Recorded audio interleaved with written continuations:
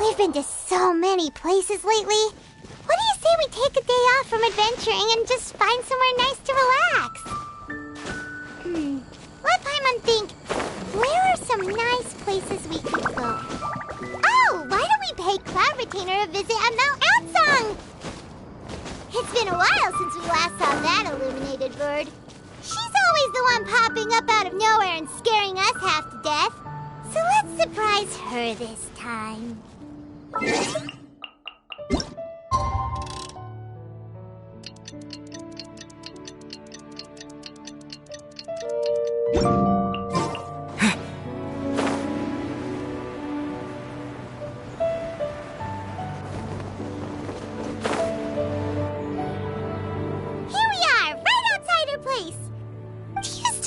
The first time we came here, we even brought offerings and everything. And when we told her that Rex Lapis had been assassinated, she immediately threatened to squash Liyue Harbor. Paimon thought she'd be impossible to get along with. But now that we've spent some more time together, she's really not like that at all.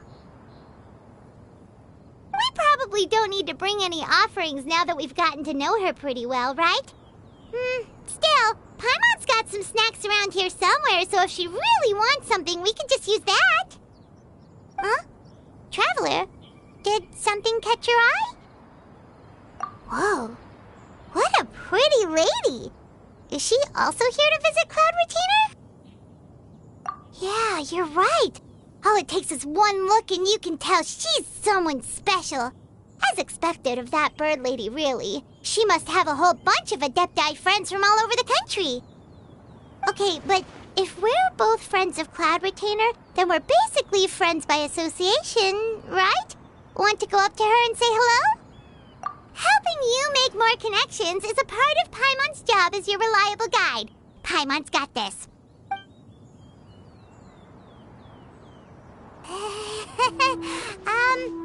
Hello? Paimon is Paimon! And this is the Traveler. Paimon doesn't think we've met, but we're also friends of Cloud Retainer. May we have the pleasure of learning your name, Madam Adeptus? You two... What is this tomfoolery? Has this shift in form so clouded your eyes that you no longer recognize one anymore? Wait, you're... Huh? You're the illuminated bird? But you look... human! How did that happen? Oh, donning human form is scarcely any test of one's abilities. As for your confusion, one merely had no reason to indulge such inclinations before. So, you're indulging now because? Well, one has made plans to pay a visit to some disciples at Liyue Harbor. Taking on a human form for such a trip is simply a way to make matters less conspicuous. You? Worrying about keeping a low profile? You're the one who likes to pop up out of nowhere all over the place. In fact, Paimon can think of several examples. Like last year, when you suddenly appeared on the top of a roof without any warning. Or...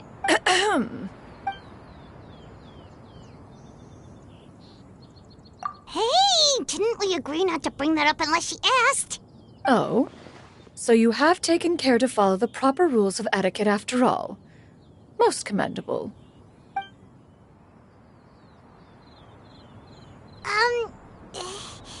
Well, this is all Paimon's got. You don't mind, right? One has never found oneself lacking in basic comforts. On the contrary, it is the gesture that one values above all else. So long as you've shown proper respect and consideration, the quantity or quality of the gift is but a trivial matter. That kinda makes Paimon feel a little guilty for trying to keep them for herself. Anyway, where were we before you reminded Paimon about the gifts? Ah, right. So by disciples, you must mean Ganyu and Shenhe. It's also been a while since we last saw them. Maybe we can come too. One planned to extend the invitation even if you had not raised the matter yourself. Shenhe and Ganyu should be quite pleased to see you again. However, one would first inquire as to the reason behind your visit here. You have cause to seek one's company? Yeah, we just found ourselves missing you and wanted to see how you were doing. We were hoping you'd tell us one of your stories. Who knew we'd run into your human form while we were at it? Is that so? If there are no urgent matters at hand, then let us make haste for Liyue Harbor. Ganyu is likely still working at Yuehai Pavilion, so that shall be our first stop. Sounds great! Then let's all go to Liyue Harbor!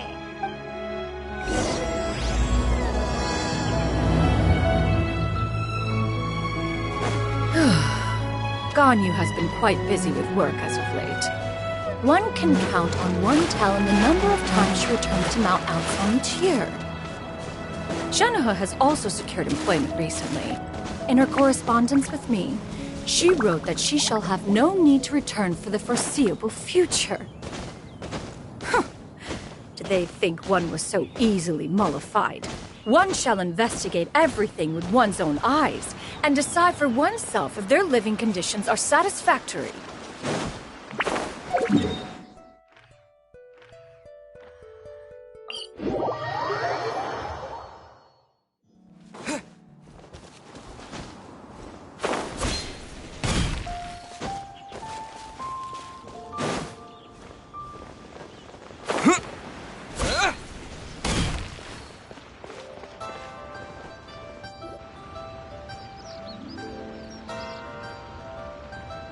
We're almost at Yuehai Pavilion. Hey, do you think Ganyu will be shocked to see Cloud Retainer like this? Guess we have no idea if Shenhe and Ganyu have ever seen her in this form before. Wait, where did she go? Why are you just standing there, Cloud Retainer? Quietly now. One shall stay here. You two can go and meet with her. But why? Isn't it better if we all go together?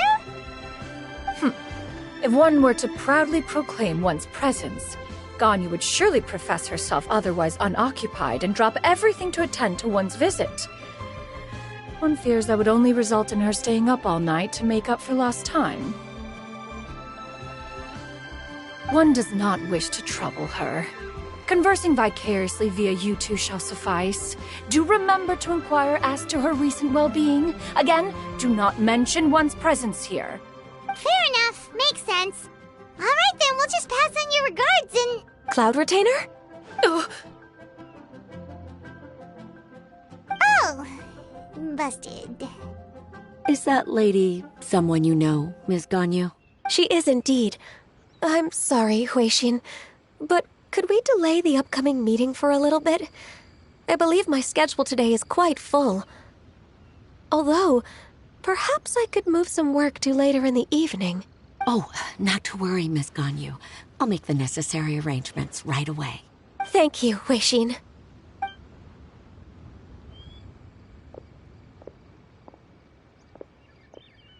It's been a while, Ganyu. Greetings. What brings you here today? And Cloud Retainer, too. It's been quite some time since I last saw you in this form.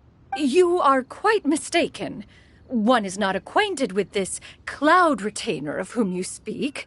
One is simply a mere mortal passerby. Huh? Seems she's not buying it. That was but a simple test. One did not expect you to be able to recognize one so easily, especially after so many years of only seeing one's other form.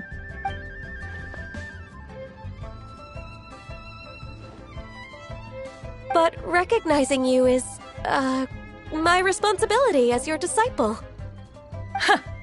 An apt observation. One was simply passing by while attending to some important business. One thought it would only be fitting to pay you a visit while in the area. Wait, Paimon wasn't aware of any important... Cloud Retainer's right! We've still got something super important to do, so we can't stay here for too long today. Oh, is that so? But it's been so long since we last saw each other. One simply desired to see you and had no intention of interrupting your work. A quick conversation should suffice for today. A more involved reunion should wait until you find yourself less occupied. I understand. That should be fine. While one acknowledges the amount of work that you have to deal with every day, one must also remind you to rest. Though Adepti blood flows through your veins, excessive exhaustion will still cause grave harm to your body. It still makes one nostalgic to see you as you are now, respected and independent. When you were young, you oft begged one to cuddle you to sleep when you suffered from nightmares. Cloud Retainer! Stop! If you insist. We are running short on time regardless, so one will refrain from going into each and every story. Why don't you continue your conversation? One shall simply stand by and listen. Wow, you've been to so many new places since the last time we spoke. If you ever need anything, please just come find me at Yuehai Pavilion.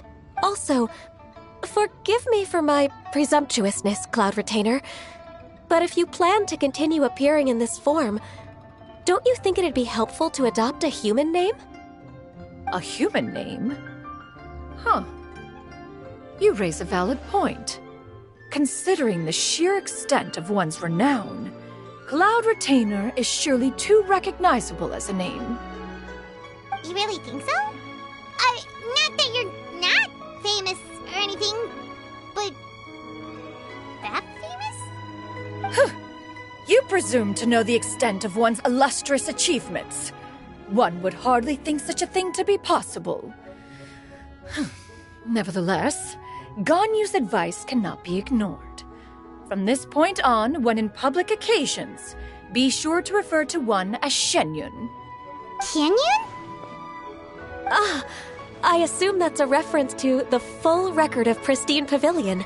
An Adeptus of years past would rise with the clouds and rest with the moon. They were enlightened and wise, free and unfettered. The writer referenced Master's name to describe her carefree and spontaneous nature.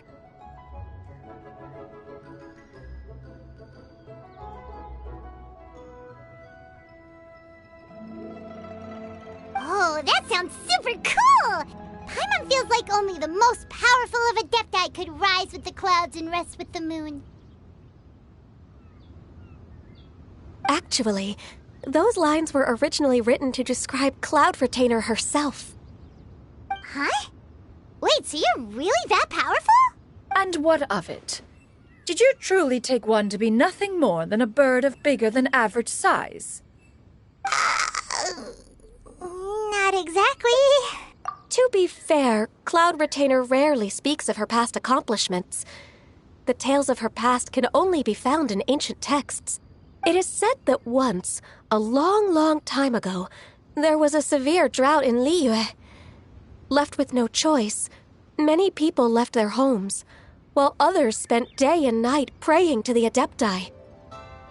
Although I did not live through such tragedy, simply reading about it is enough to gain a visceral understanding of all the pain and desperation during that time. On top of the drought, a noxious gas also began to spread through the land. If not for Cloud Retainer's efforts, much of Liyue would be nothing more than a barren wasteland today. The books had this to say about what happened. Upon arrival, the Adeptus borrowed the wind to retain the clouds. Immediately, the clouds gathered together, and abundant rain burst forth from the heavens. Drought and plague were both driven away, and the people were saved.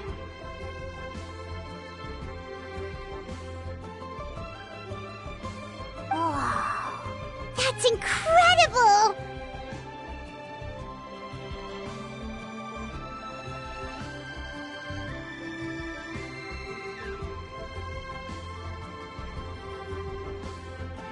Mortal records add embellishments to dramatize past events. One did merely what one ought, and even if one had not interceded, the other Adepti would surely have stepped in to help.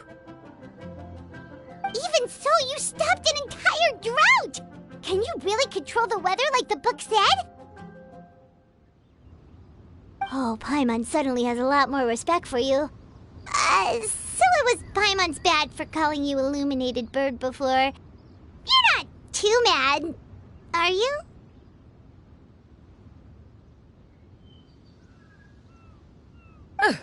How laughable. A name is but a simple label we carry with us on our journey through the world. Why would one be offended by such a trivial matter? That's a relief. In that case, Paimon will continue to call you whatever feels right in the moment. Well, that is quite enough ancient history for now.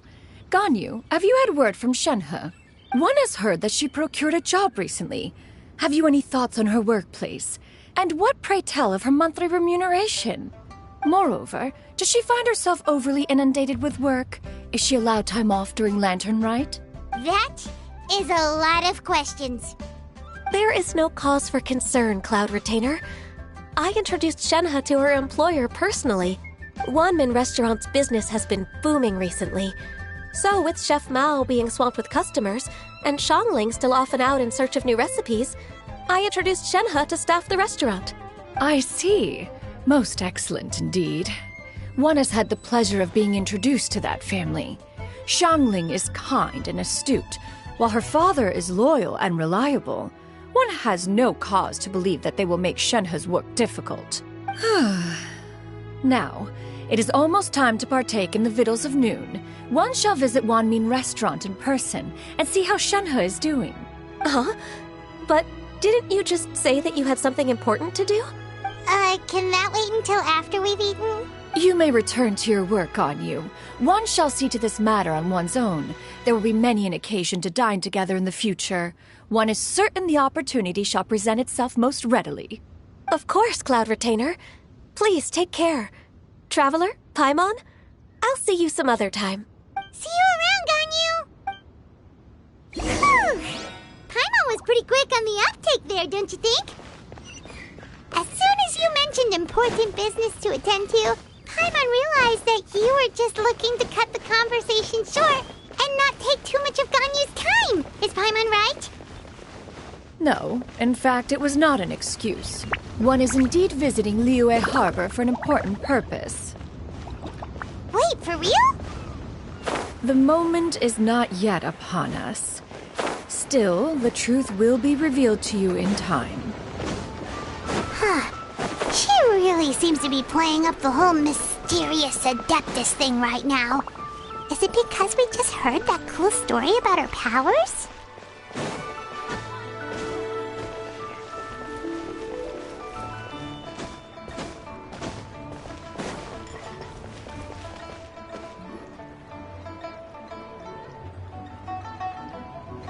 You get what I'm saying, right? Yeah, how can I not? Not even fine food is enough to distract from the presence of a fine lady, eh? Oh, I'm far more interested in getting her details than ordering any dishes. Hey, how about you ask her? You do it! No. I think you should. Wait, she's coming. What can I get for you today? Greetings, miss. I was just wondering if you'd be willing to... What would you like to order? 2 servings of Mora meat to go. Good chat. Bye.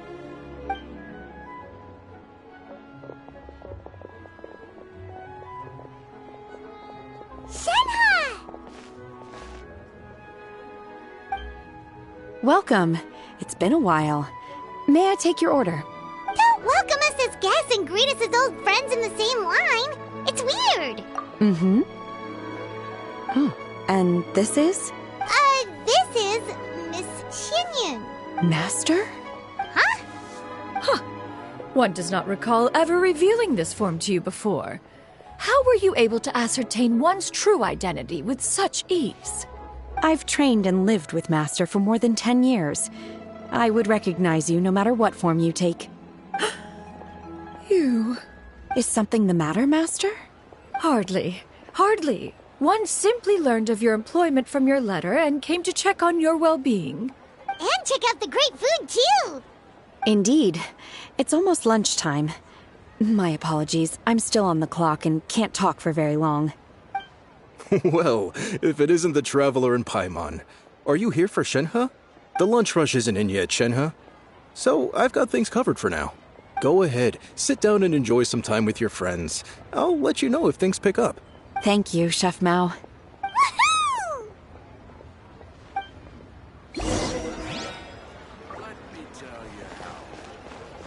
Cheap and tasty chop suey! Wow. Lyra's really got a lot going. It is just as one expected. The owner of Wanmin Restaurant is indeed a most reasonable and accommodating human. Still, the work here entails dealing with quite a varied group of people. Has this been difficult for you, Shenhe? It's been manageable so far. I sometimes run into strange people, but I have figured out a way to deal with them. Seems like you've been making progress. So by dealing with them, you mean...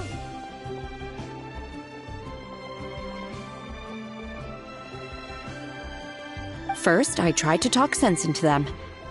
If that doesn't work, I threaten them with violence. At this point, they usually decide they are in favor of a civil conversation. How should Paimon put this? Oh, a sensible plan. One is gladdened to see you integrate so well into human society. And you, Master? How have you been? Simply marvelous. Though Mount Outsong has scarcely enjoyed your presence recently, one has hardly found the pleasure of one's own company to be lacking. I see. Oh, just as expected of Master.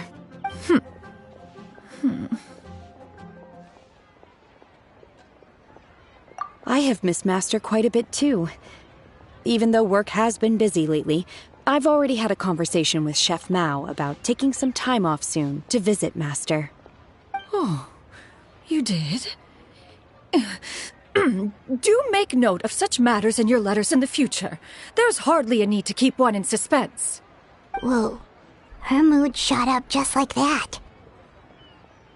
By the way, Master, since you are in Liyue Harbor, have you had the chance to visit Ganyu? Indeed. She is similarly preoccupied with her work. There was time only to exchange a few simple pleasantries. Ganyu told us the story of Cloud Retainer's name. It was amazing. We never knew how powerful she was before. I see.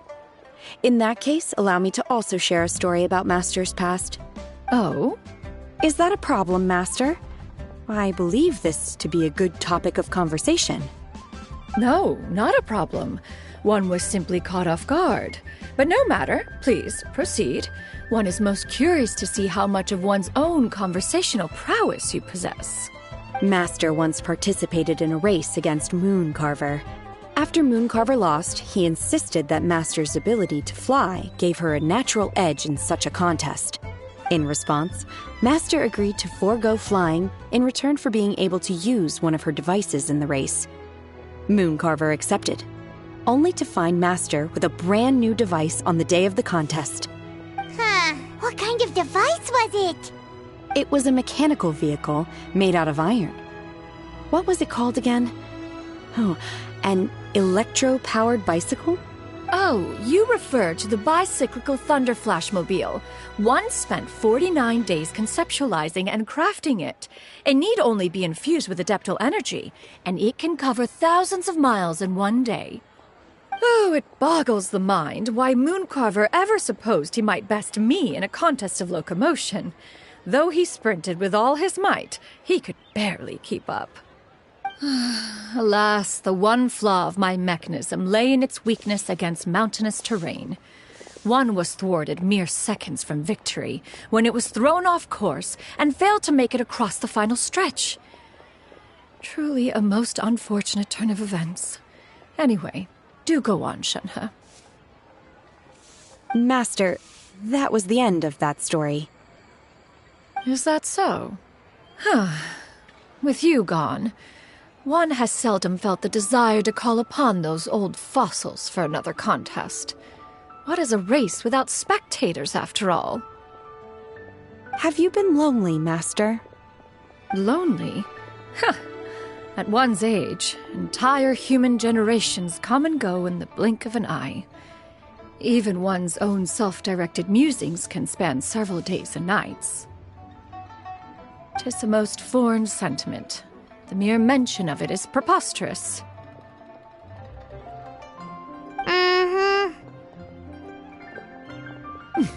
What is the reason for that look upon your face? It's nothing. It's just... Well, Paimon gained a lot of respect for you after listening to that story of you summoning the rain and everything. But all it took was a few words out of your mouth, and it's like you're back to being that illuminated bird again.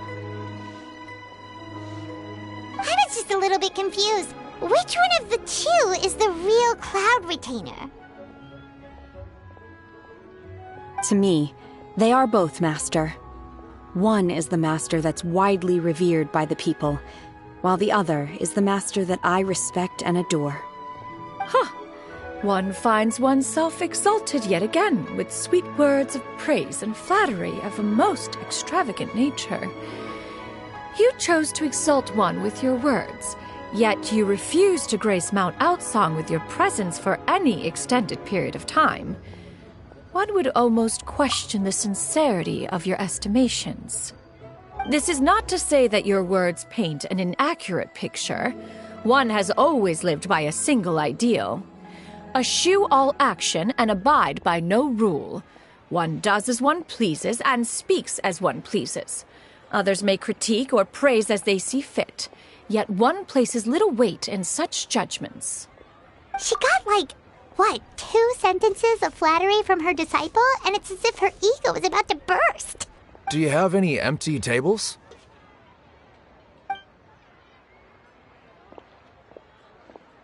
Hey there, could we get another fish stew? I'm hearing more guests come in. I should get back to work. All right, good luck with the lunchtime rush, Shenhe. Mm-hmm. I'll try my best.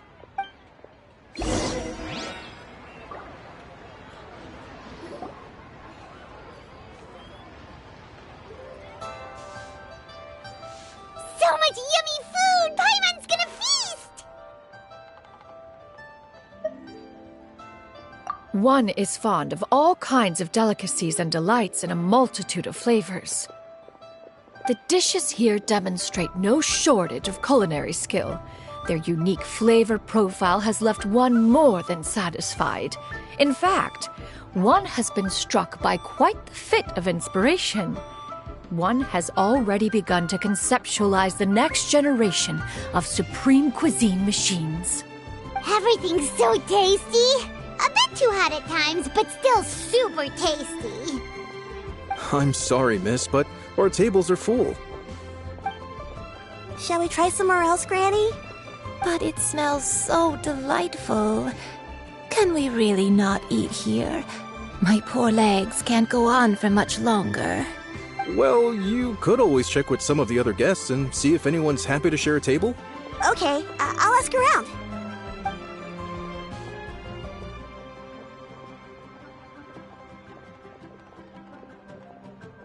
Excuse me. Would you mind letting us share a table with you? There are no empty tables left, so... Ah, well, Paimon doesn't mind. What about you guys?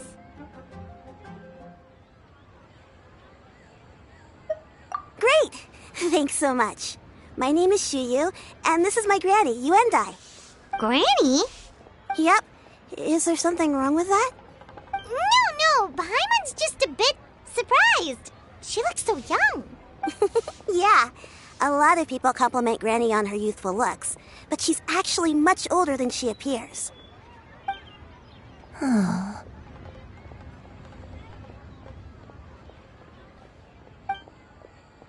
Granny?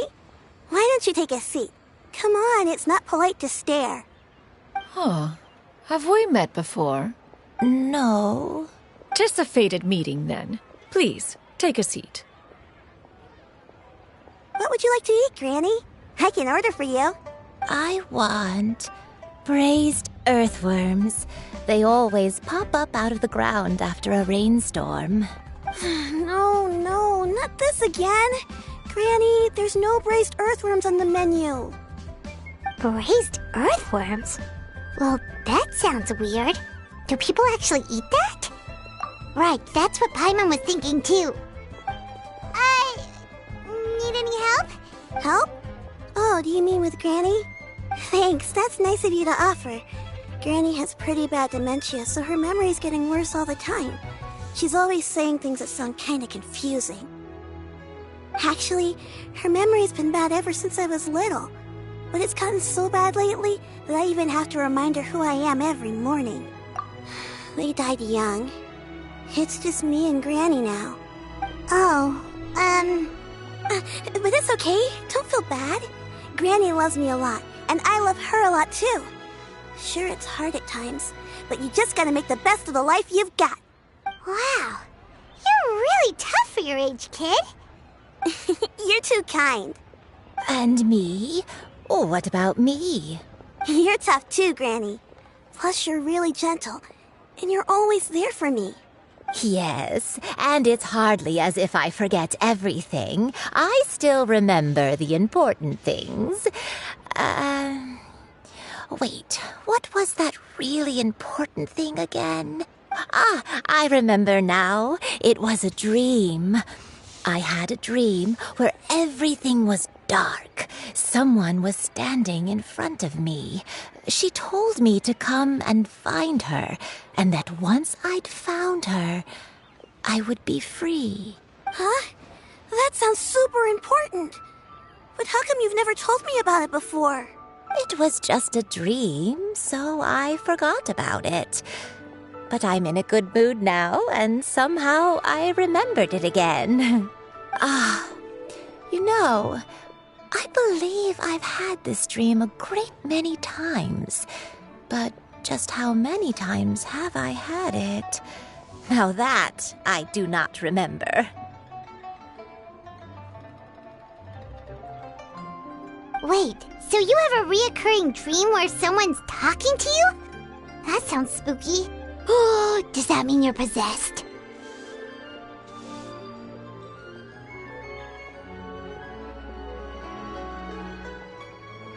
Unlikely. Her eyes are clear and her breathing remains calm and level. One sees no signs of possession. Are you sure?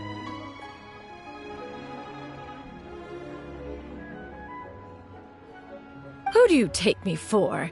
Is one not an adept? Am I not an expert?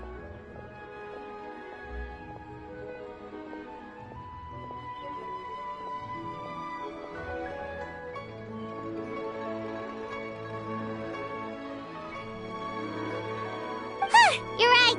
Paimon almost forgot you're the expert. In that case, do you still remember what the person in your dreams looked like, Granny?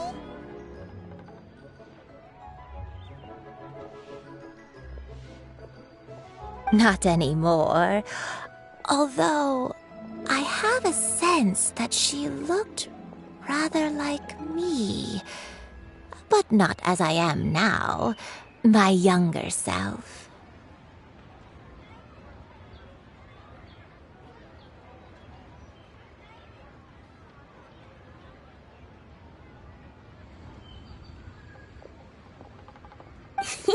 A younger version of Granny?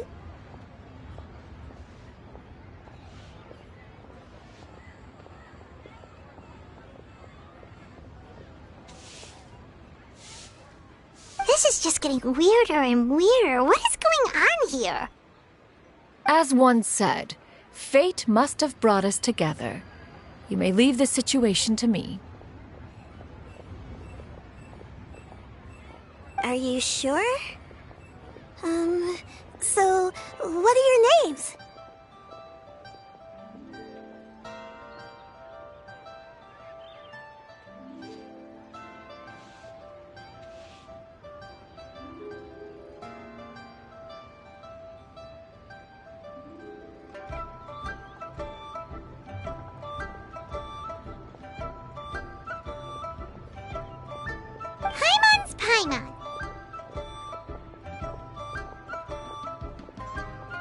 Just Shen Yun is fine. Thank you all so much for offering to help. But first, I'm sorry for asking, but, how do you want us to pay you back? Oh, we don't need any payment for this.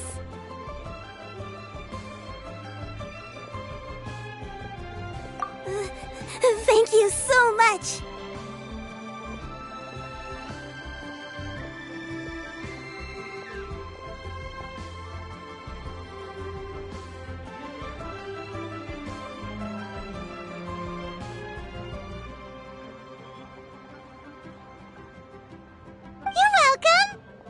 But Miss Shen Yun, what exactly can we do to help out this granny?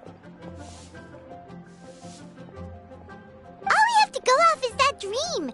Where do we start? That is elementary. Since her dreams portray her younger self, then we shall retrace the steps of her youth. Once we have revisited those places, her memories will likely return. Sounds like a plan. So, Granny, do you remember which places you went to when you were young? Why, of course I do. The heavens above, the earth below, the wispy clouds, and the emerald mountain streams. Okay, taking that as a no. I might have an idea. Once, when I was really little, my dad told me that Granny used to be a martial artist heroine who saved loads of people from a disaster. If it's true, then maybe they wrote about it in the history books or something. A martial arts heroine? Oh, Xingqiu knows tons about Liyue's chivalric traditions. If anyone knows about the heroes of the past, it's him. Let's go find him at the Feiyun Commerce Guild. Are you leaving already? But I'm still hungry. I'll go order some food, Granny. If there's nothing on the menu you especially want, I'll just get a few different things. It seems we must part ways for now. The Traveler and Paimon are bound for the Feiyun Commerce Guild, while Yuendai and Shuyu shall remain here and partake of their lunch. As for myself, I have matters to discuss with Streetward Rambler. Streetward Rambler? Oh, you mean Madame Ping! Precisely. Let us meet at Yujing Terrace once you are ready. This place, the food is unbelievable. Everyone, please, eat to your heart's content. Today is my... I should get paid in another few days. This is one of our... I...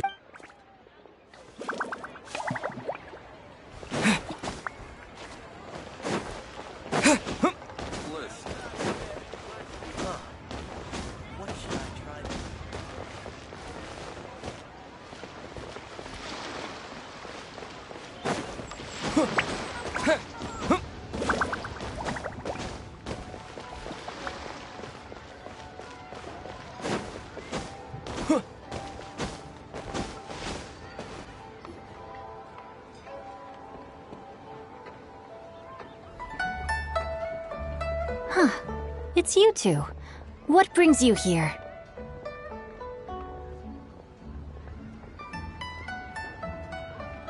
Xingqiu! Great, we found you! We wanted to ask you about something.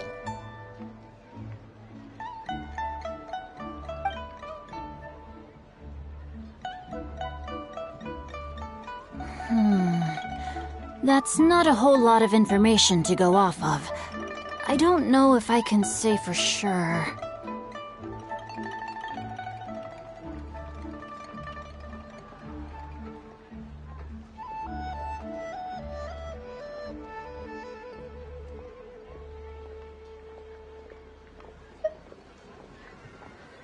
I can't pinpoint her identity from your description alone, but considering her age, I am reminded of a nameless heroine who's been featured in various chivalric novels.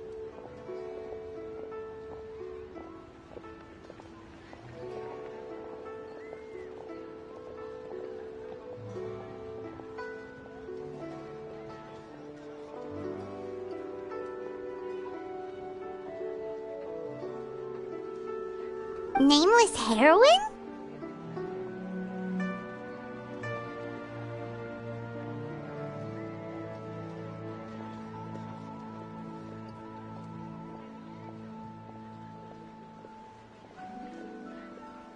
That's right. The novels often speak of a great drought from 50 years ago. As the people suffered, a nameless heroine appeared and began to clear away evil spirits and bandit camps. The people idolized her, but never learned her name.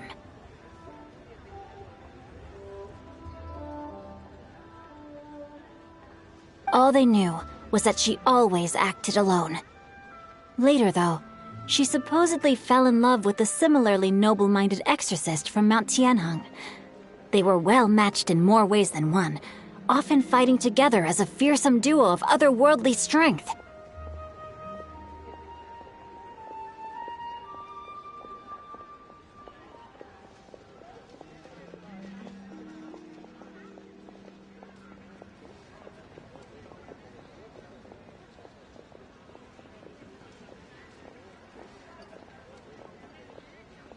After the drought ended, the heroine and the exorcist left the public eye and began living a reclusive life in the mountains. All that remained were tales of her incredible accomplishments.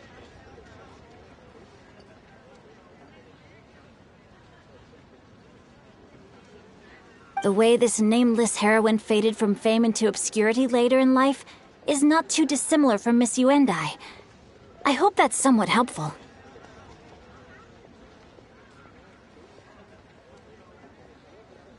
Thanks a lot, Xingqiu. We knew it'd be worth talking to you.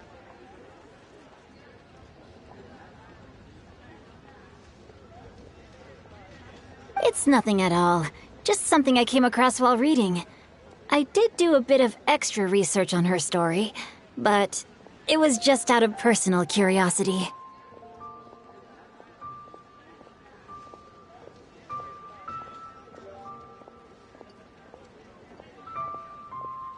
Well, Paimon still thinks that's super cool. Oh, wait, Xingqiu, if you've read up on her, do you know of any places often associated with her? Let me think. In the novels, the nameless heroine always appeared near one of three places: Wangshu Inn, the area just north of Jueyun Karst, and Qingyun Peak.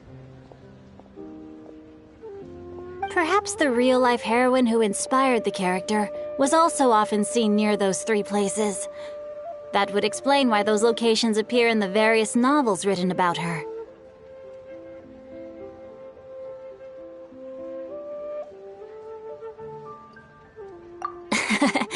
You're welcome. To be honest, I found some parts of the story confusing when I first came across it. If Miss Yuendai was indeed the original inspiration for the character, she may just be able to help me put the pieces together. It's rare for a chivalric hero to fade into obscurity during their lifetime, even after retiring from the public eye. But no one ever saw or heard from the nameless heroine again. There were even rumors that she became extremely ill. I've never understood why someone would go to such lengths to erase themselves from public memory. It's almost as if she was trying to hide from something. There's probably far more to the story than what's been written.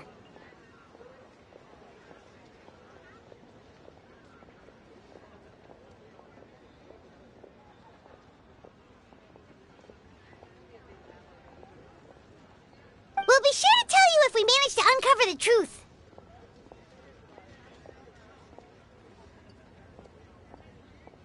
That's a deal. Perhaps, behind the truth of it all, there lies a story more fantastical than any work of fiction. Paimon feels like we just learned so much from Xingqiu. A drought, a nameless heroine, a life of seclusion. Wait, why does the story sound super familiar?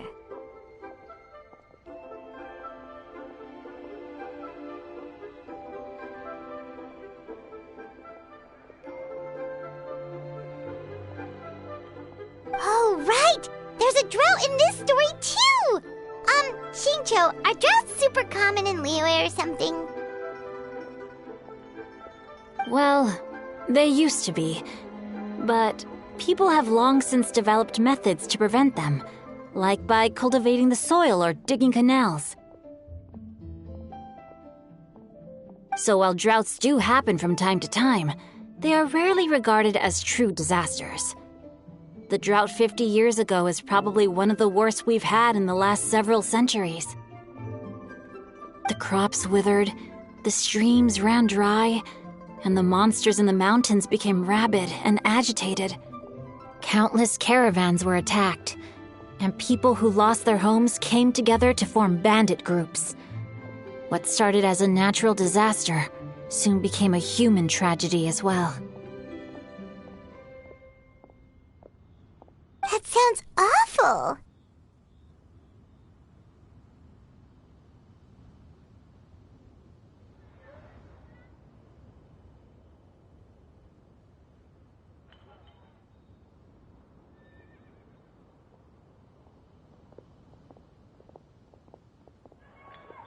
Yeah, and that's exactly why the nameless heroine was so beloved. She must have been someone of true integrity, to do so much for the people while asking nothing in return.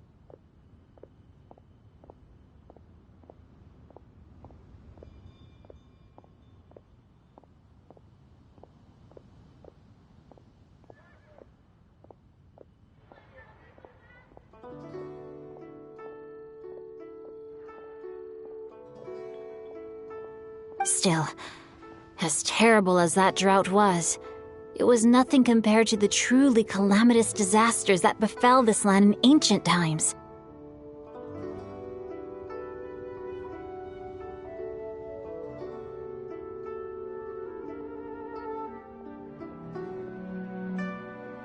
They say that back in those days, disasters were both more severe and more common. Only the strongest of Adepti could hope to dispel the ruin and devastation.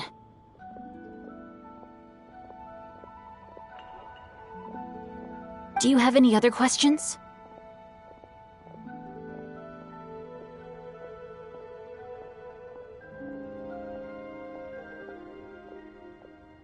We're good for now. We're just going to head back and meet up with Miss Xianyan and the others again. Paimon hopes that Granny Yuendai will be able to remember more of her past. She used to be a great hero who saved many people. So sad that she can't recall any of it. Anyway, we'll be off now. See you some other time, Xingqiu. Thank you so much for your help. It's no problem at all. Safe travels.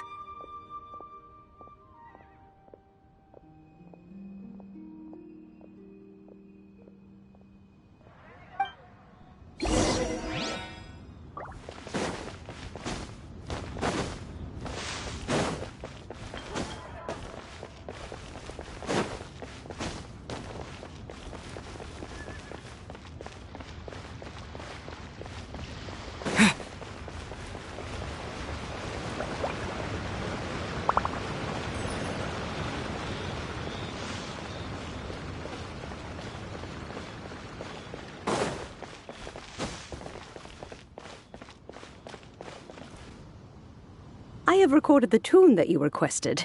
I hope it will be of help to you. Oh, thank you.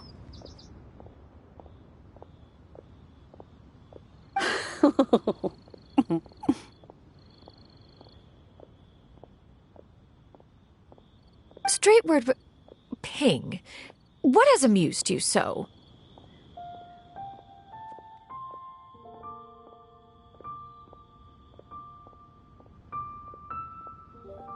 Oh, it's no serious matter.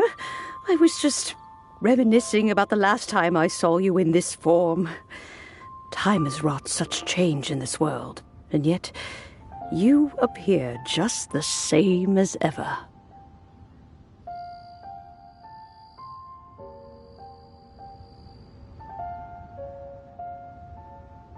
Time has little bearing on one's existence, nor has one keenly felt its effects whilst dwelling at Mount Aocang. Nevertheless, Ping, One would like to seek your counsel on a personal matter.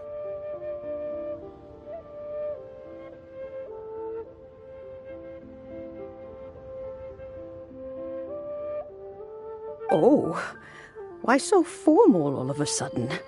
I must say, you're making me a little nervous. What is it?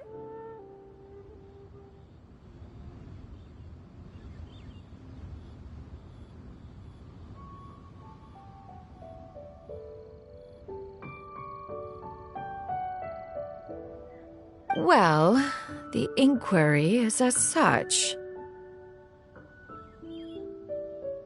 Approximately how much more would one need to afford a comfortable life in the harbor, not unlike the one that you yourself lead?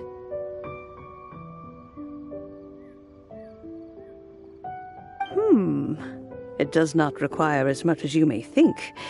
Still, do you mean that...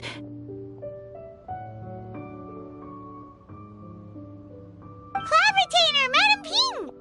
What are you two talking about?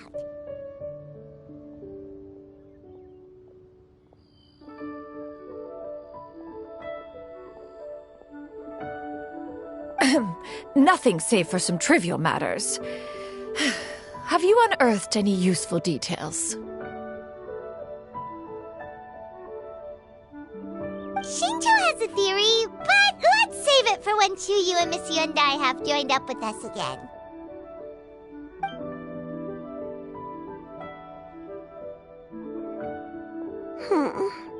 Do not be troubled, young lady. Here, have some tea. Thank you so much. What do you think, Chuyu? Does it match up with what you know of your granny?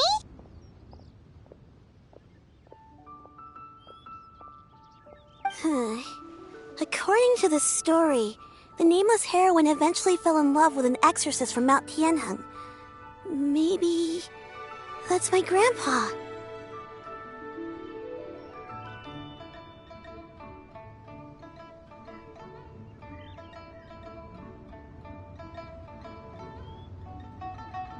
I don't have many memories of him, but there was this one time I found a box in our attic full of a bunch of weird sigils.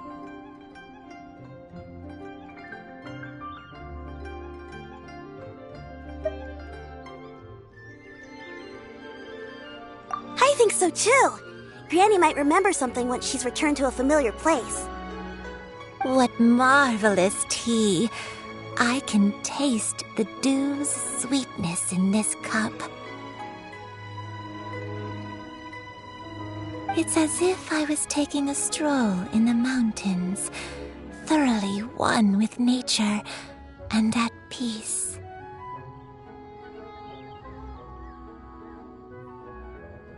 Is that so? Then please drink as much as you like. There's no need to hurry. At our age, it's always nice to slow down and take the time to appreciate pleasant conversation among friends. Thank you. Okay, since we have the time, can I ask you something? Sure thing. What would you like to know? I have a secret I want to tell you. Let's go talk over there.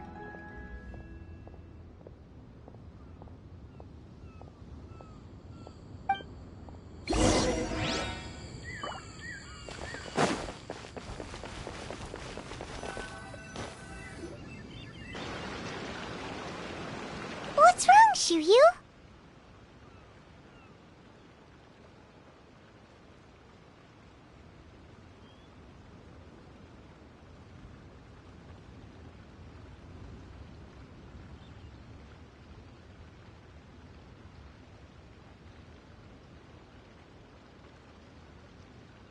Well, I've been kind of meaning to ask ever since we started talking in the restaurant, but are you guys all adepti in disguise?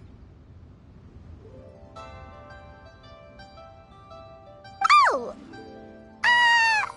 About that.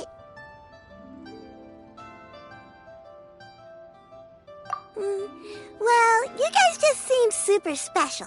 Plus, I think I might have heard Miss Shen Yun call herself an Adeptus. Oh, must have been a slip of the tongue. Shen Yun, since you were the one who, misspoke, maybe you can explain to Shuyu here what you really meant by that. One is indeed an Adeptus. Is that of some concern to you? Huh? I knew it. Well, one time when I was a little kid, I saw a pure white illuminated crane. I had this super high fever, and Granny wasn't around. I was feeling all icky and gross. But then this snowy white crane flew down from the sky. She put me on her back and flew me to her cool Adeptus house and fed me some sort of magic potion. When I woke up, I was already back in my bed and my fever was gone.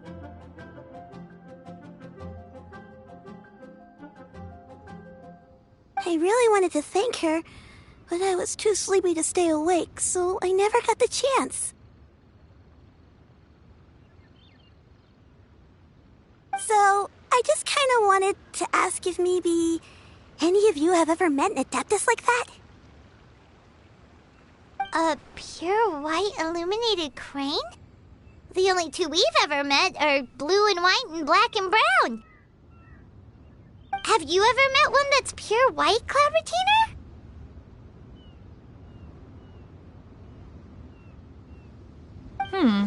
Never has one met an Adeptus with such features.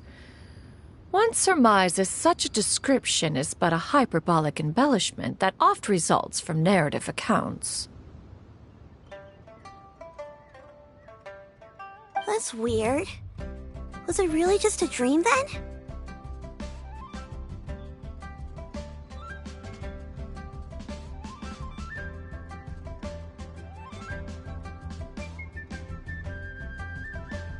Well, even if it was just in my head, it doesn't matter that much anyway. All I really want is to help Granny recover her memories. I'm really grateful for all your help.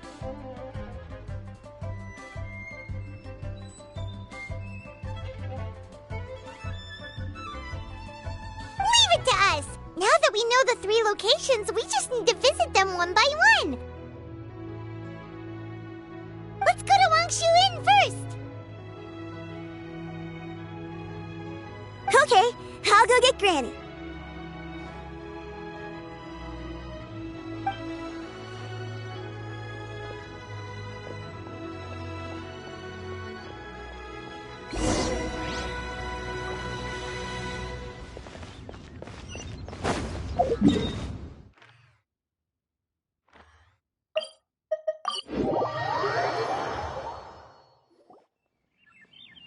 Wangshu Inn.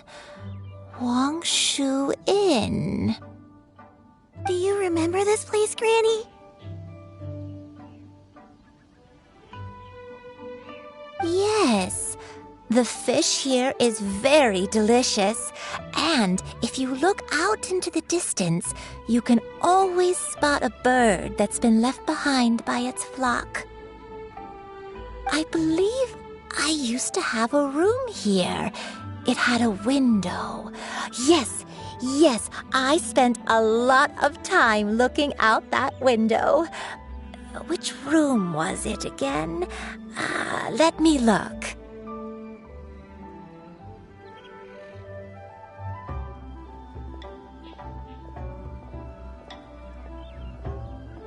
I'll come with.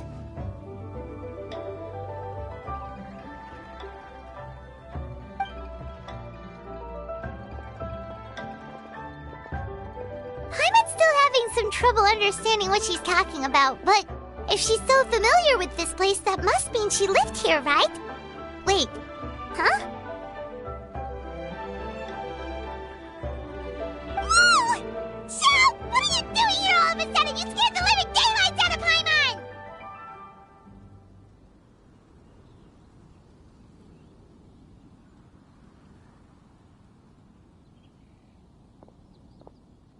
I sensed a non-human presence and decided to come take a look. If you're here, then there's likely no trouble afoot. I suppose there's no cause for concern. It's been a while, Cloud Retainer. I see you have returned to your previous form. I have indeed. I fought alongside her in this form on many occasions during the Archon War. Oh, wow! What was she like during the war? Oh, wait, let Paimon take a guess. Was it anything like this? Behold, the glory of one's newest invention, the Bang Bang Continuous Fire Mechanism. Hands up and surrender, or be prepared to face the full might of the Adepti. An impressive imitation.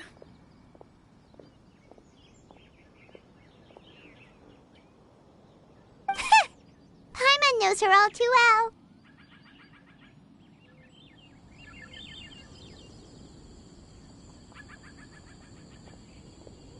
Even so, Cloud Retainer was not always as ostentatious as you describe. You may be unaware, but her talent with Adepti sigils is just as formidable as her skill in mechanics.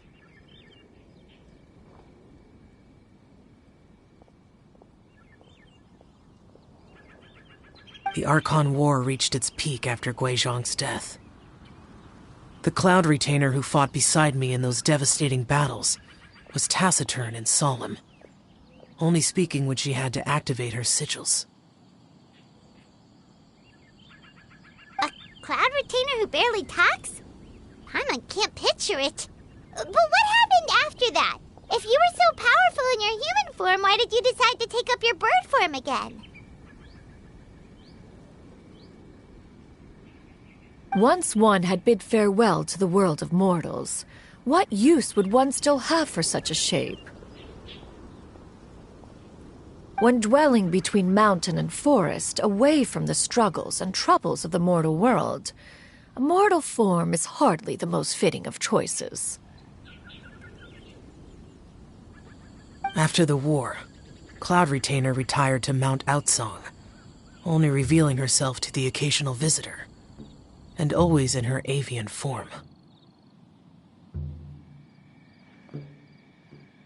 Although I do believe there was an occasion some 30-odd years ago when she decided to don her human form. I believe it was for the purpose of... One believes there is little need to relive bygone matters. Granny, are you okay? Back then, at this place, Perhaps this conversation should end here. I shall take my leave now. Should you encounter any trouble, you need only call my name. However, given that you are traveling with Cloud Retainer, I trust you are in good hands.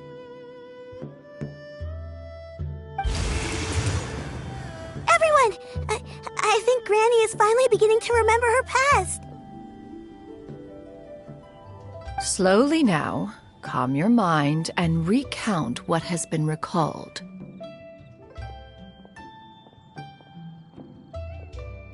A long time ago, I stayed here to recuperate from my illness.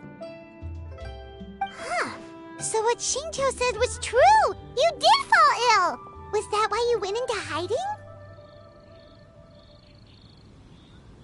I don't remember. I'm very sorry, but I can't even remember the name of my illness.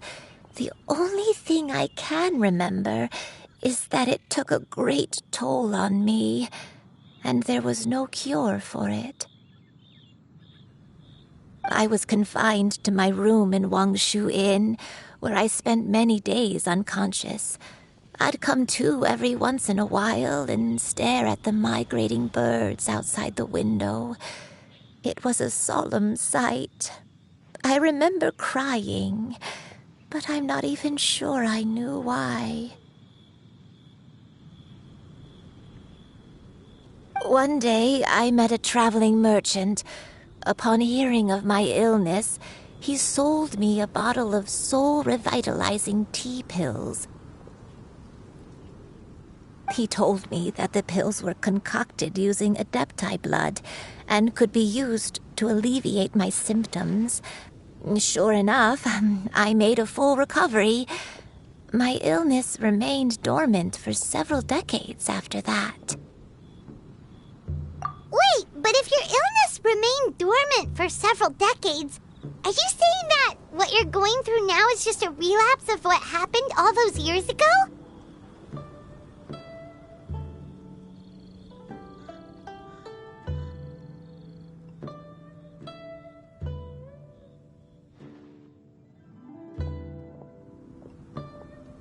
And it was all thanks to the pills that you managed to keep the symptoms in check? Paimon's brain kinda hurts. Do you remember anything else? I'm sorry, I don't. Oh, if only I wasn't so useless. Hey, you're not useless. You've done so much for me. Watched me grow up. Raised me. How could you say that about yourself? Oh, fret not, dear child. Granny was just a bit frustrated. That's all. The recovery of a person's memories is a gradual process. Finding pieces of one's past is always superior to not finding anything at all. Let us make haste to the next location. Next location. Oh, why don't we go to the area north of Dwayun Karst next?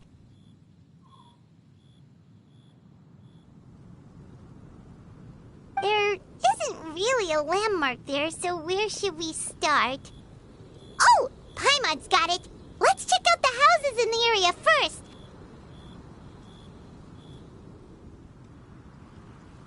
After all, if she was there for any length of time, then she would have stayed somewhere, right?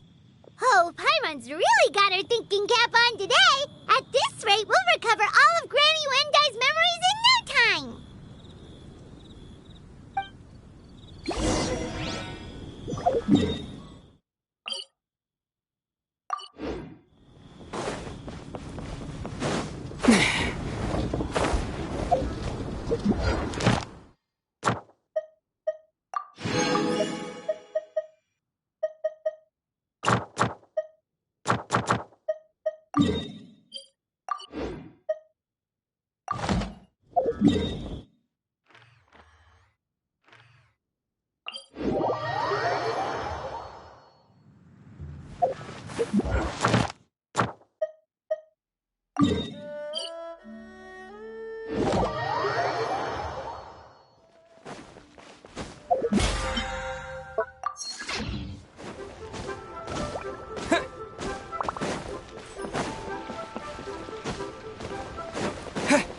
Ad Astra.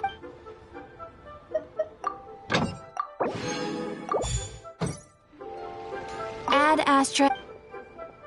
Thank you for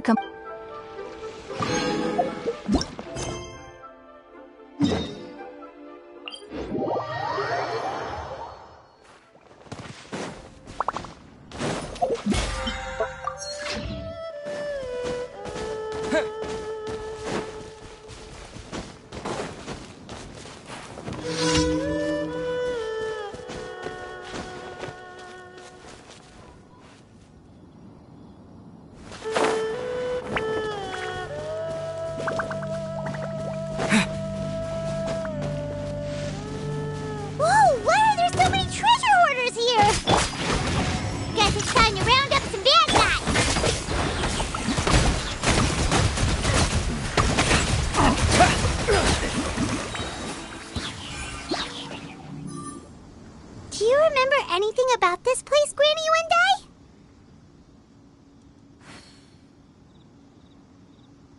Let me think. I feel like I've been here before.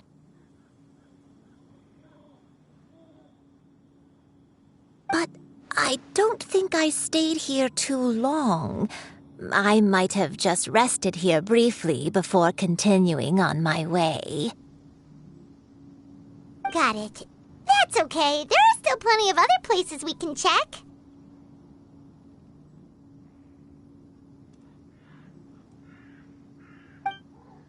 Wait a second. If I remember correctly, I believe I brought... Ah, yes, I brought some sweet snacks with me. Go on, take some. You need to eat a lot if you want to grow big and strong. Oh, thank you! Then Paimon will help herself.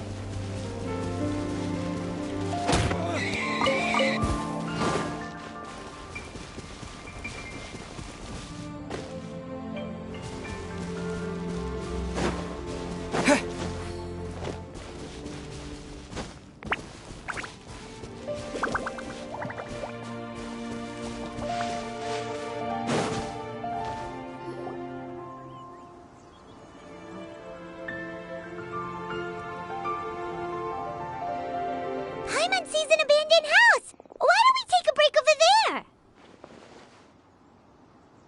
This place... it's...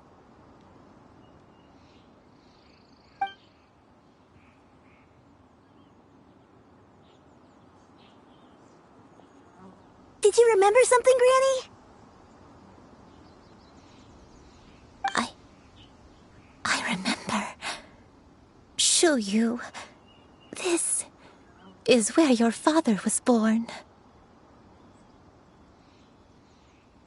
It was a moonless night. I had been injured, so your grandpa was supporting me. We fled together with some being in the fog behind us in hot pursuit.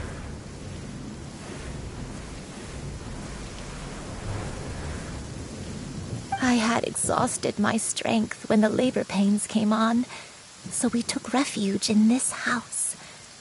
Your grandpa set up a barrier outside, but neither of us knew if it could hold the monsters back. I remember that night. I remember falling to my knees, reciting a prayer over and over.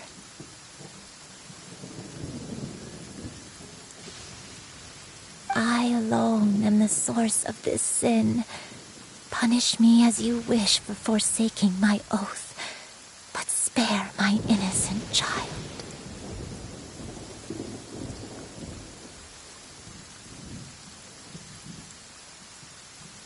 Sin? Oath? Did you do something wrong?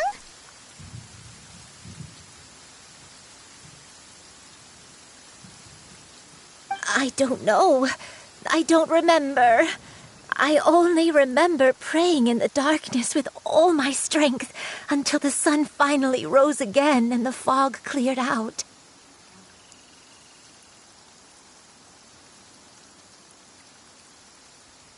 Eventually, the house was filled with the sound of my baby's first cries. That baby was your father. I remember I clutched him tight to my chest and wept tears of joy. It was the first time I'd ever felt such happiness in my life. My dad? He was my pride and joy, and so are you, Shuyu. You're so much like him, and I love you both so much.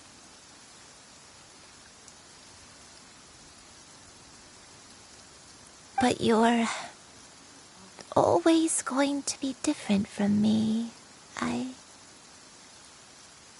Why? Just what did I do? I don't care what you might have done, Granny. You'll always be the person I love more than anything.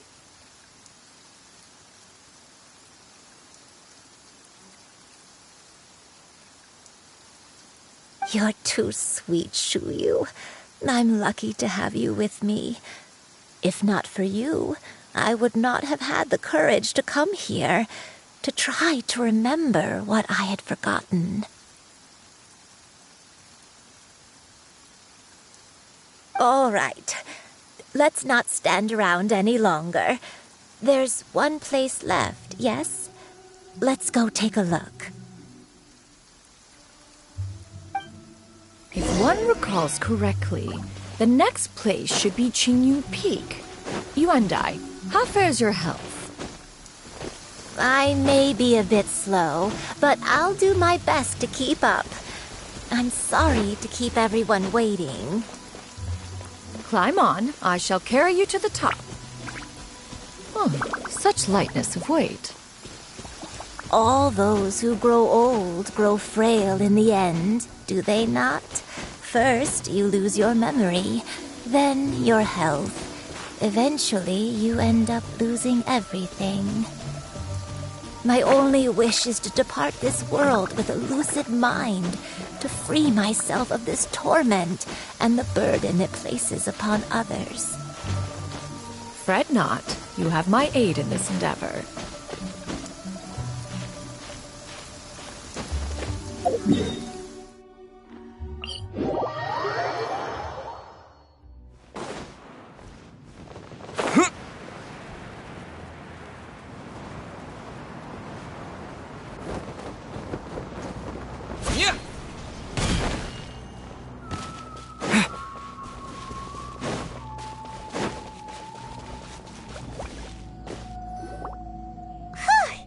We're finally here.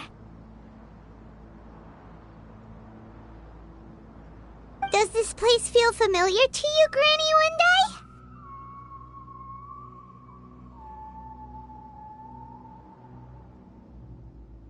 Wendai? Let me see.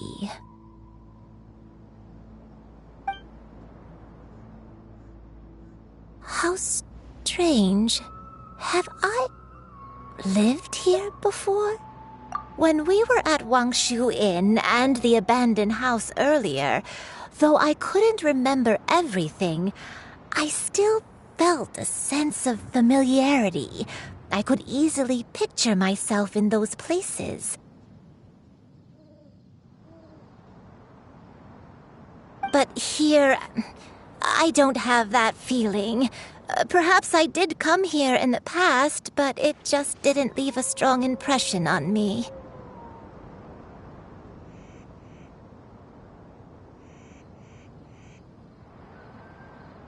But did the stories get it wrong then?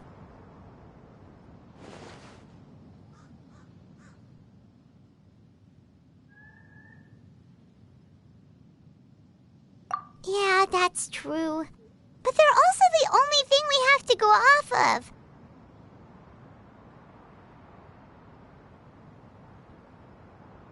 Paimon was hoping this place would jog Granny Wendai's memory just like the others.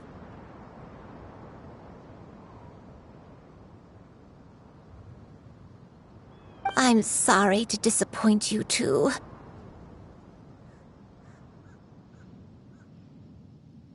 It's all right. We're not going to give up yet. We'll figure something else out. Just you wait.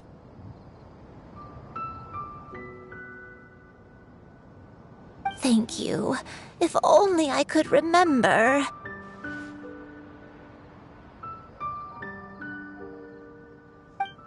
Huh? That way. What's that mountain?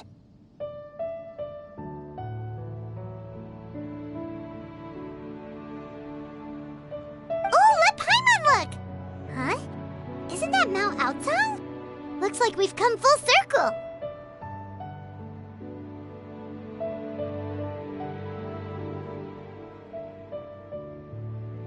Mount Aocang. Mount Aocang.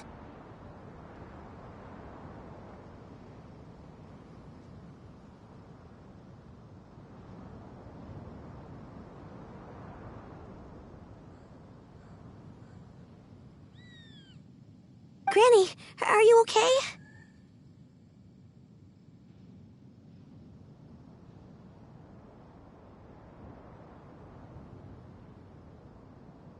Don't push yourself, Granny. It's okay if you can't remember. You shouldn't do something that makes you sad.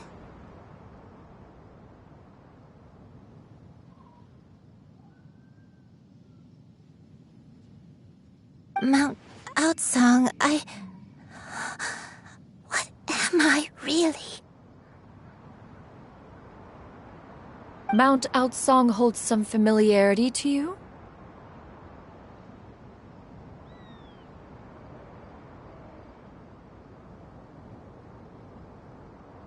It does, but I can't go back.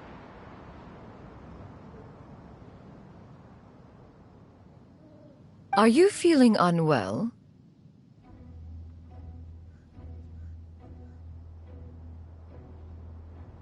My head, it feels all heavy and dizzy. What is wrong with me?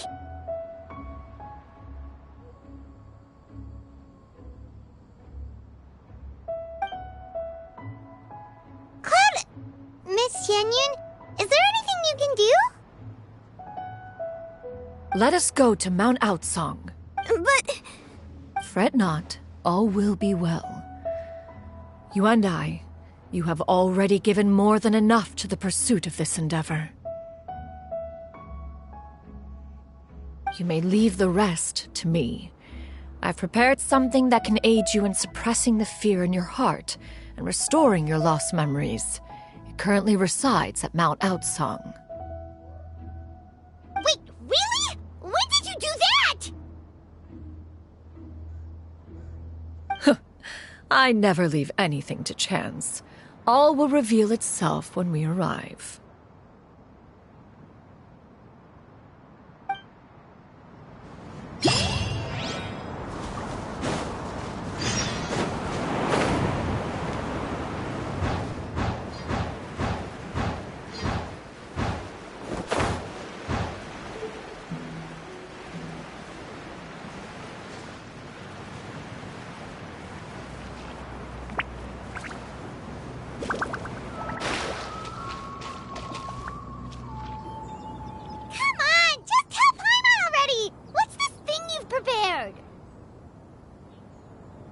Here, this is it.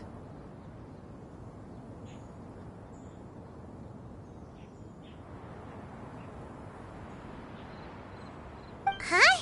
But isn't this the mechanism that you were tinkering with when we first got here? Oh, is it another invention of yours?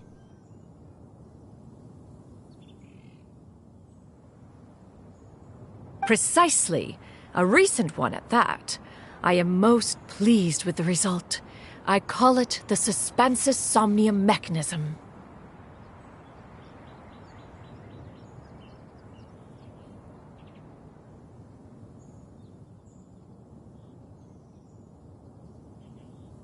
It periodically releases a soft breeze, which when paired with a gentle adeptal tune, can help the listener subconsciously relax and even enter a semi-hypnotic state. Soothing agitation and anxiety, relieving exhaustion and insomnia, its potential uses are numerous indeed. And of course, it can also aid in the recovery of lost memories.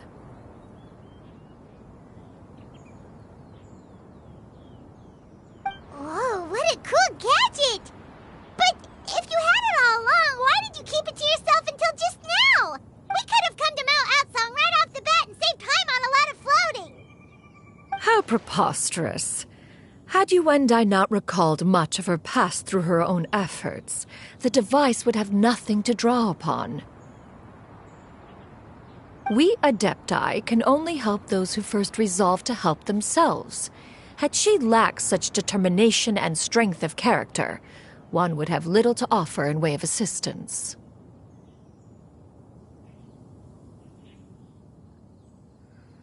Paimon thinks she gets it now. Hey, what's that other thing?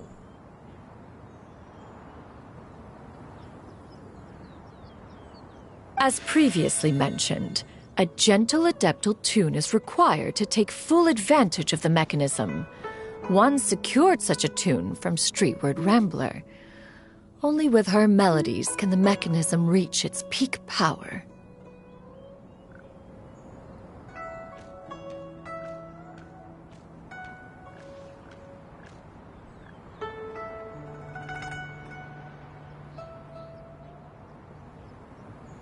Oh, Paimon can feel what you mean. Paimon's body feels light as a feather.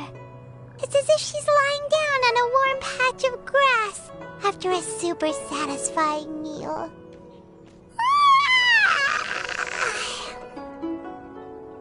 And you, Yuendai, is the mechanism helping you to relax?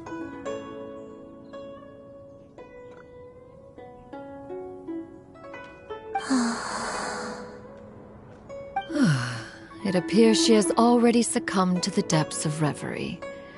Come, join one on this side. We shall give her some time to herself.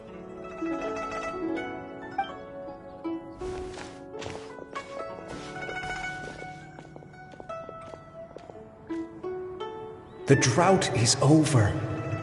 But why do you look like you want to cry? The potion. It's nearly run its course. I've never regretted meeting you. Not even for a second. Please. Please, no.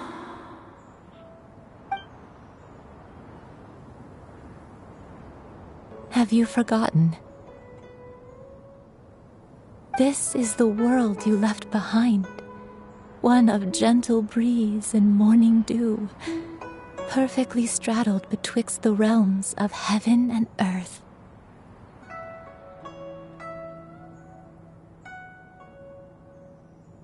This is your home. This is where you belong. You should have never left. The you of the past, the me from not that long ago, we should have never.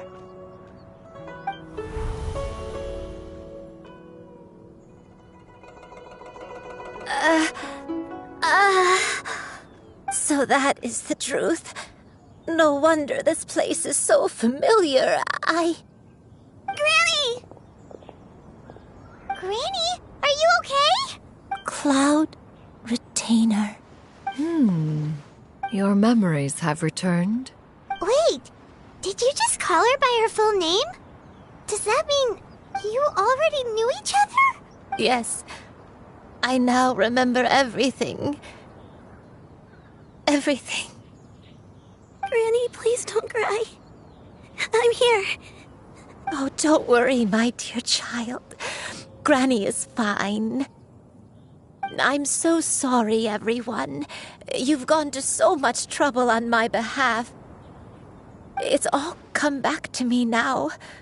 The most important thing that I had forgotten was the truth of what I once was. One can sense the guilt that now plagues your conscience. Reclaiming a truth long buried is sure to come with a myriad of complex emotions. Perhaps one should recount the story on your behalf while you compose yourself.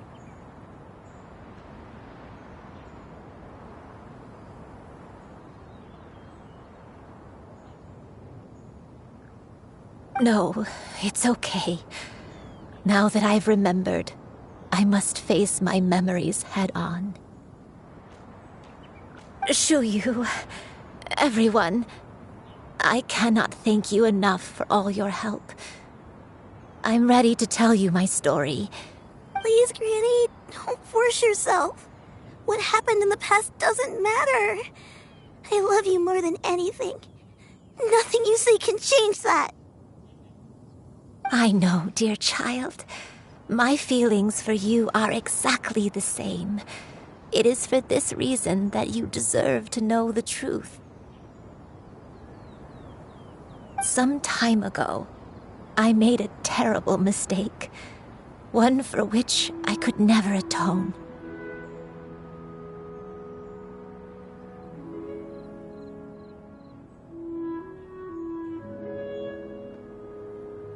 Is this the sin that you mentioned in Dwayun Karst? What happened? I am, in truth, not a human being. My real form, one that I held for centuries, was that of a wild crane. I spent many, many years living on Mount Outsong, bathing in the soft breeze and drinking the sweet dew of the mountains. At some point, I somehow gained wisdom and sentience. The Lord of the Mountain, Cloud Retainer, became aware of my existence and began to share many stories with me. She even passed on the secret of cultivation to me. Though she never took me on as a formal disciple, I always saw her as my master. Whenever she took out her tools to work on mechanisms or new inventions, I would also stand next to her and watch. I even contemplated completing my training and becoming an adeptus in my own right. I followed her teachings, and time gradually passed us by. Until that fateful day 50 years ago. 50 years ago? That's right. Master regaled me with many stories of her past deeds. From them, I learned how she had saved people from a similar crisis in the past.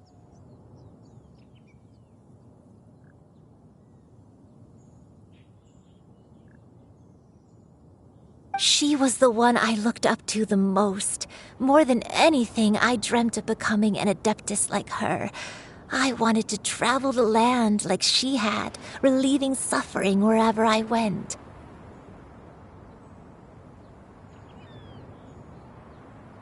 But I was still far from being a real adeptus.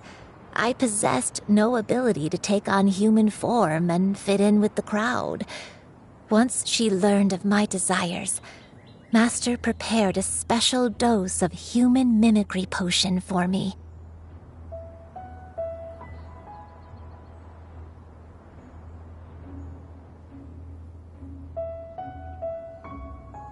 She warned me that the potion's effects would only last 10 years, and if I were to fail to return to my original form at the end of that time, I would forever forget my past as a crane and become something neither human, beast, nor adeptus.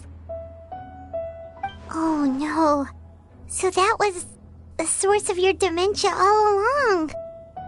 Was it because of Grandpa? Indeed. I fell in love. Though he was human, he had spent his entire life training on Mount Tianheng. When we met, it was not only my first foray into the world below, but his as well. Although clumsy and impulsive as he was, you'd think he was the real strange bird among the two of us. But still, just like me, he cared deeply about the world and wanted, more than anything, to cleanse it of all pain and suffering. I could not help but fall for him. But my time continued to tick away. Those 10 years passed by in a flash. Yet I did not want to leave his side, so I...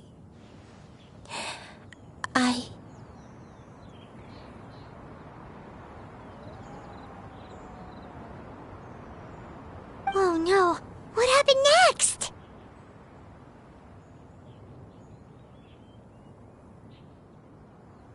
I committed an offense. I wanted to stay with him, even if it meant living a life full of pain and suffering, even if it meant that I would eventually turn into a monstrosity.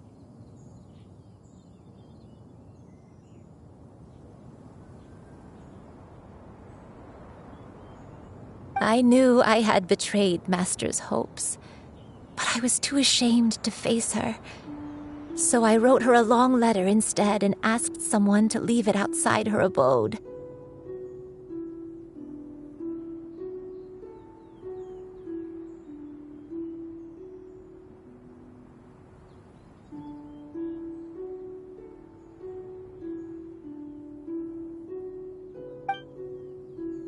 I was convinced that she would not support my decision, and I lacked the courage to speak to her face to face. In my shame, I fled and tried to hide from the world, such that no one would be able to find me again. But that was only the beginning of my troubles. I began to suffer from a strange illness. My memories became hazy and confused, and I could no longer keep myself awake. I understood that my pain was caused by my refusal to return to the life I was fated to lead. Along with my memories as a crane, I soon forgot the true cause of my suffering as well. I knew only that I had committed a sin. All I could do was pray for forgiveness, even if I had long forgotten what needed to be forgiven. Looking back, I was beyond lucky to have come across that traveling merchant at Wangshu Inn. It was such a fortunate coincidence that we were there at the same time. If it weren't for those soul-revitalizing tea pills, I probably would have...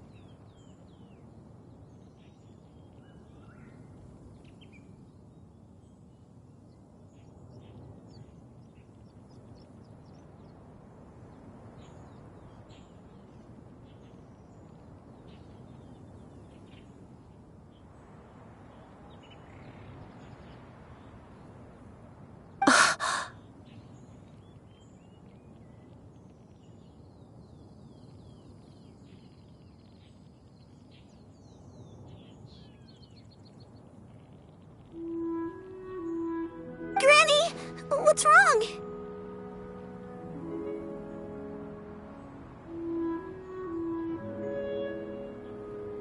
Coincidence?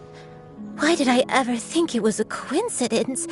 Tea pills concocted using the blood of an Adeptus? No, it couldn't be. Master, don't tell me. Back then, that merchant was actually... Human custom would dictate the conferral of gifts to be in order when one's progeny is wedded, would it not? Consider the pills a symbol of one's best wishes.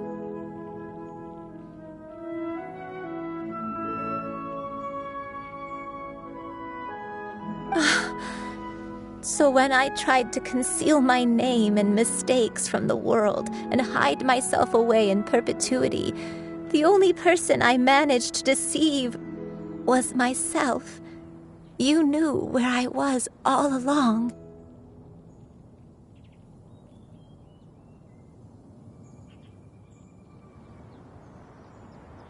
One still remembers when you were but a fledgling. You possessed a certain fondness for a particular game. You would hide yourself among a group of wild cranes and ask one to pick you out from among the flock.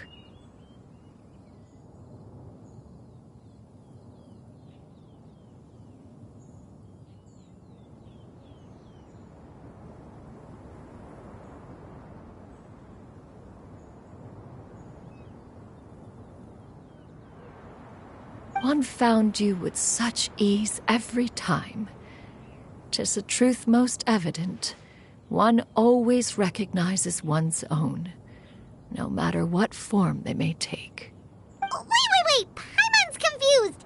So, Cloud Retainer, you found Yuendai again? But how? When? And what happened after that? Perhaps it is now time for one to recount the rest of the tale.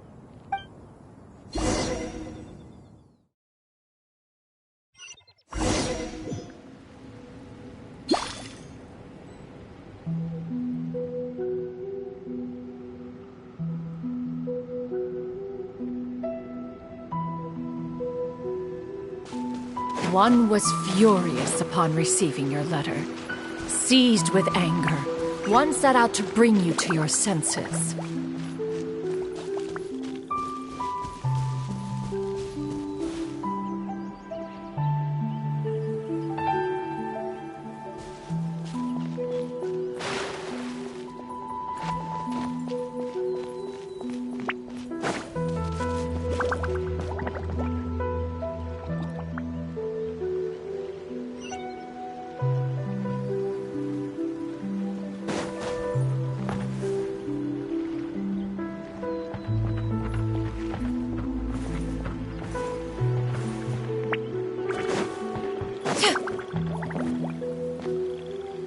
In truth, one had more than a few misgivings about your chosen partner.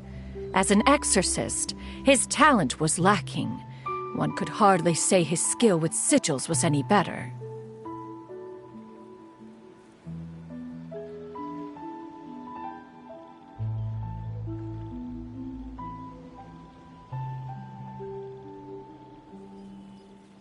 But soon, Juan came to appreciate the devotion he bestowed upon you during your illness.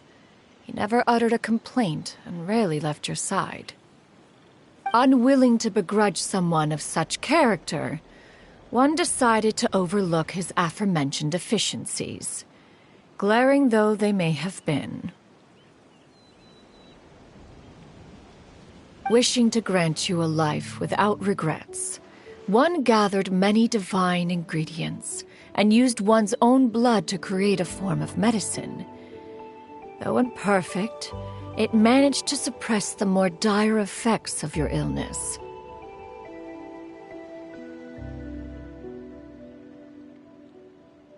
As for how to deliver the medicine, after much contemplation, one eventually decided to perform the deed oneself.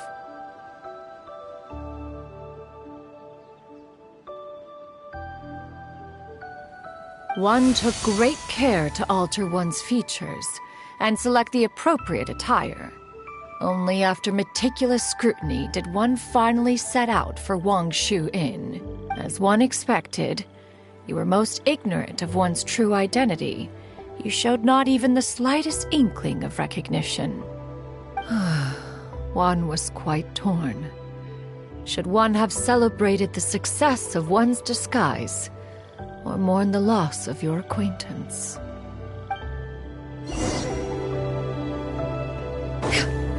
Yeah! Skyward! Scatter!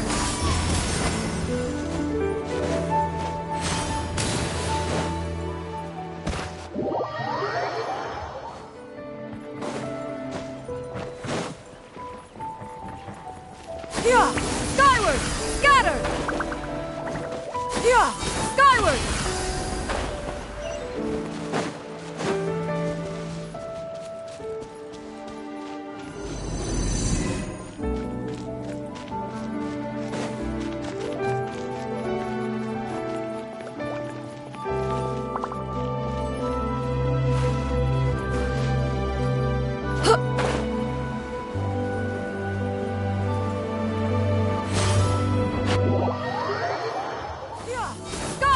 Nevertheless, one would speak to you about another matter, if you are amenable. Even considering your loss of memory, one was simply flabbergasted that you could so easily forget the consequences of consuming medicine infused with Adeptal blood. Its proclivity to attract monsters is hardly that complicated of a concept to remember. To think that you tried to travel while weak from sickness and heavy with child. Had one not intervened to clear the fog, all of you would have been lost during the night.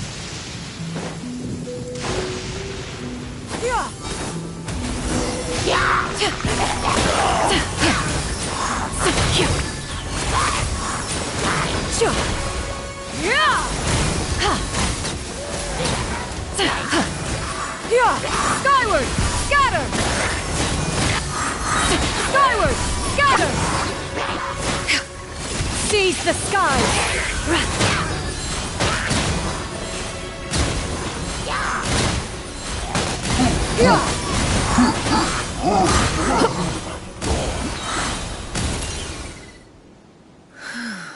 Those monsters would hardly have pursued you with such ferocity without sufficient incentive. They were likely incited by the presence of godly remains.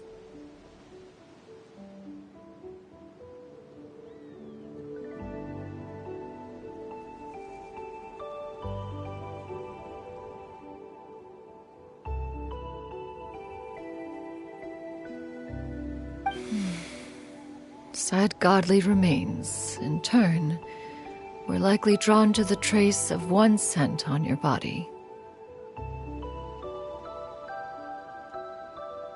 Juan was, after all, an active participant in the Archon War. Some of the gods were likely shattered by contraptions of one's very making. In the end, Juan was relieved to see you endure through the night. At the break of dawn, one heard an infant's cry pierce through the air, and one saw you carefully cradle the child to your chest. Although certain mortal matters remain foreign to me, one could not help but be moved by your joy. To see you happy, that was more than enough.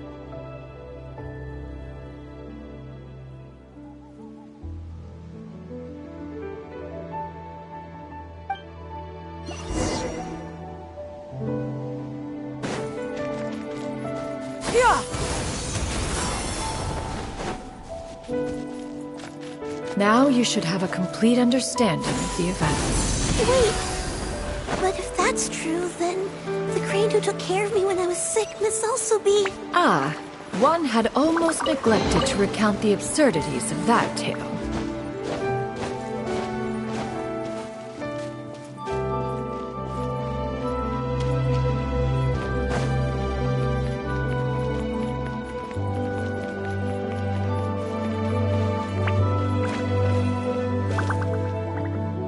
Just as Yuendai troubled one with her antics, so did you give one many a headache.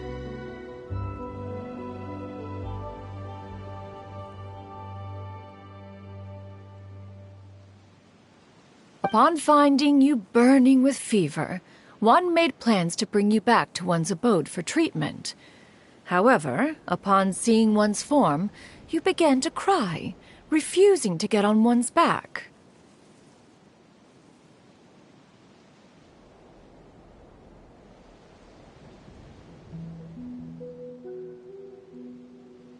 When one asked you why, apparently you believed that one could not possibly be a true Adeptus, because all illuminated cranes are white from tip to toe.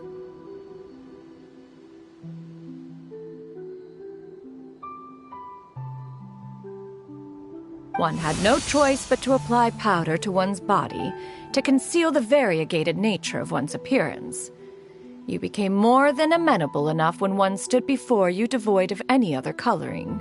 It bears mentioning, however, that as a crane, Yuendai was nearly entirely pure white in color. Though you had never encountered her in that form, you still recognized the essence of her being. Perhaps fate brought you two together in more ways than one.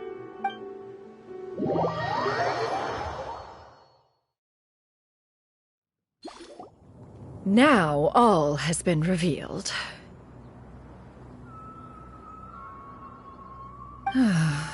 One owes you an apology, Yuendai. One recognized you upon your very entrance into Wanmin Restaurant.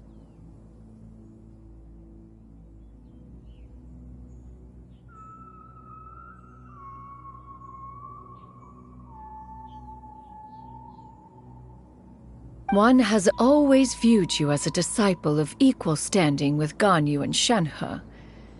Indeed, one wished to bring your story to a satisfactory end with this visit to Liyue Harbor. Still, one could not reveal your identity right away.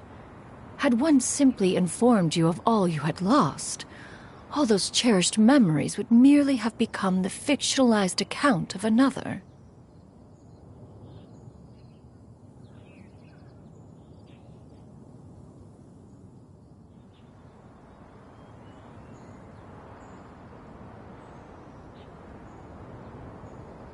Memories are most meaningful when recalled by those who lived through them. Would you not agree? Even if the process was painful and arduous to experience. Have you any further inquiries? Master, I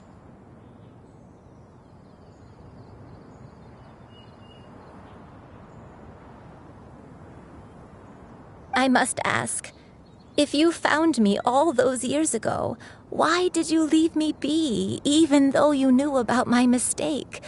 Why did you not bring me back to Mount Outsong by force?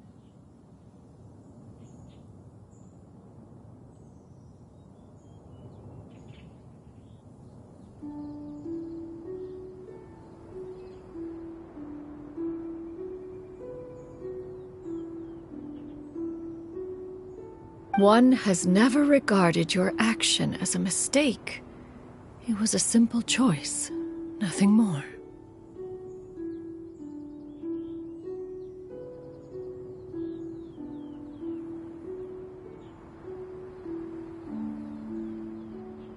When it is time for one's progeny to leave the nest, it is the responsibility of an elder to let them fly free.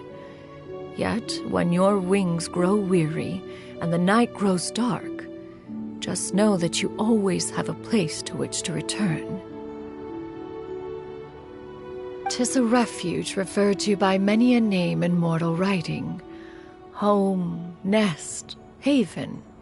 Whatever its denomination may be, its essence remains quite unchanged.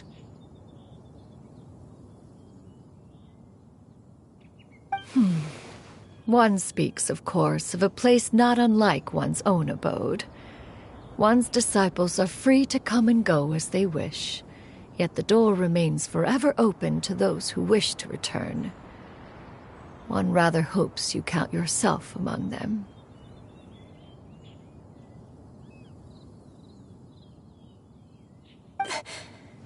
Thank you. Thank you so much. You and I. One expects you too have sensed the rapid deterioration of your condition as of late. Have you not? 40 years ago, you chose a path without a future. Though one used one's own blood to provide you with a few decades of extra time, it merely delayed the inevitable. One may have extended the path, yet one was unable to alter its final destination. Even the power of an Adeptus has its limits. Had your condition continued to deteriorate, you would have forgotten your life as a human entirely. In the end, you would have turned into a creature lacking in the ability to even comprehend its own monstrousness. Fortunately, you were able to avoid that scenario by reclaiming your memories.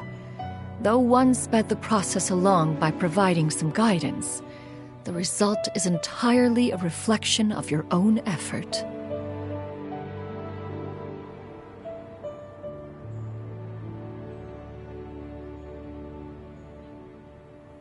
So, what's gonna happen to Granny?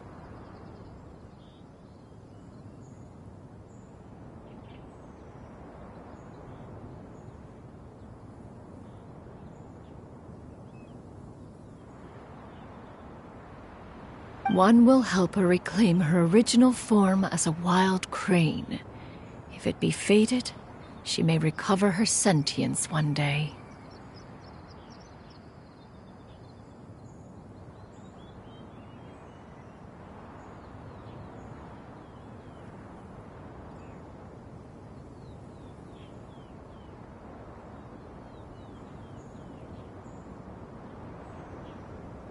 She's gotta go back to being a regular crane, huh? Master, you've already done more than enough for me. I don't know how I could possibly repay your kindness. This is a better result than I could have ever hoped for. How much time do I have left?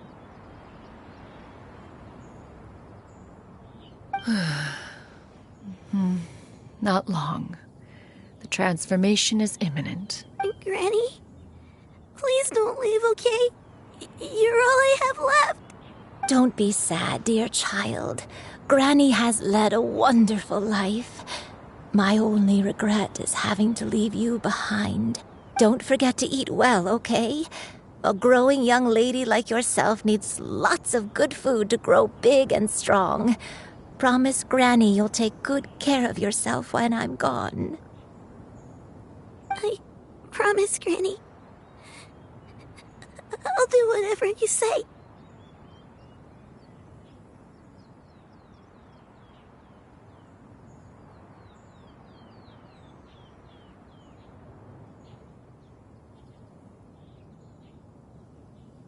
Good girl, good girl. Don't worry. It's not goodbye forever. Granny's gonna become the most formidable crane in all of Mount Outsung. Granny will train day and night. I won't stop until I can turn into a human without having to rely on anything but my own power. When that day comes, we'll be able to live together again, you and I. How's that sound? Good. That's a good girl. Even though we won't see each other for a little while, as long as we both work hard, we're sure to meet again someday. I'll eat well, Granny. I promise. And I'll wait for you, no matter how long it takes. I'll wait for you to come back. That's a good girl. Then Granny really has no more regrets. I'm so sorry, Master. Thank you for everything.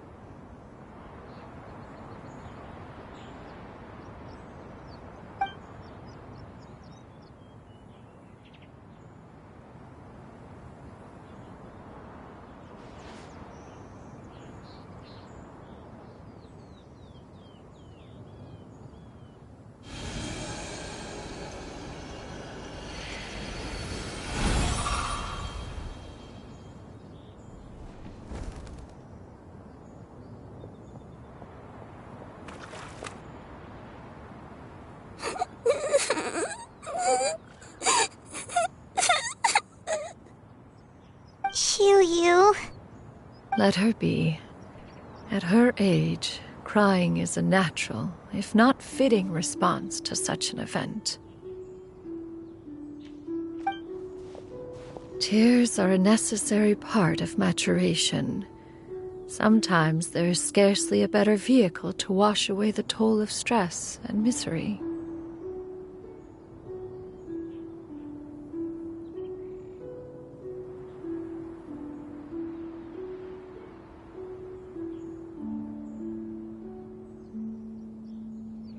Now that the issue has been resolved, you should also take a moment to relax. Give yourself some time to rest. Take a nap if you must. One will wake you in due time.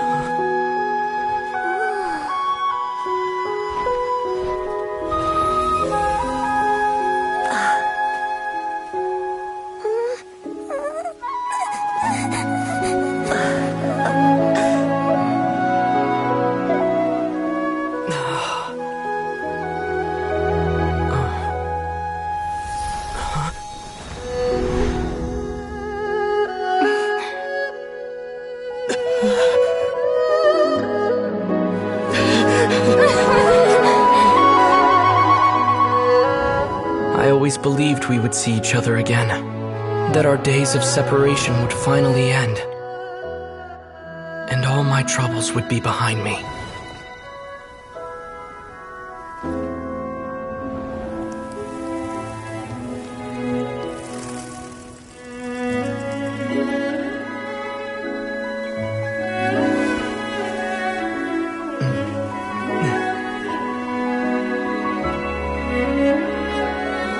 If only things could stay this way forever.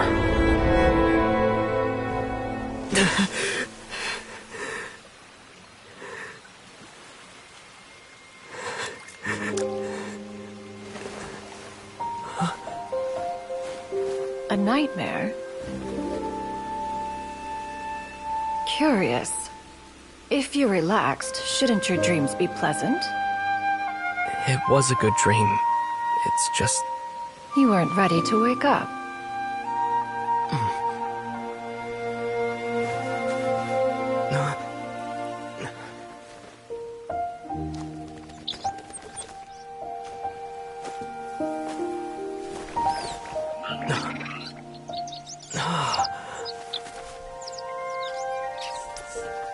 eloquent as one may be, words of comfort are not one's strong suit. You are doing all you can. One can see your strength of will, your fearlessness in the face of danger. And so, whatever your dream may be, one believes that you shall achieve it. Of course, whenever the perils you face overwhelm you, or you become weary, one is always here for you. After all, as an elder, it is only right to look out for the young ones.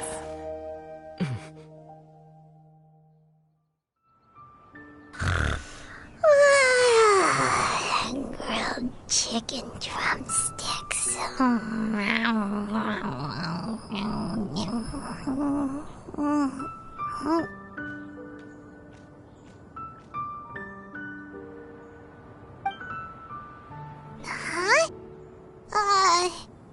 Was Paimon sleeping just now?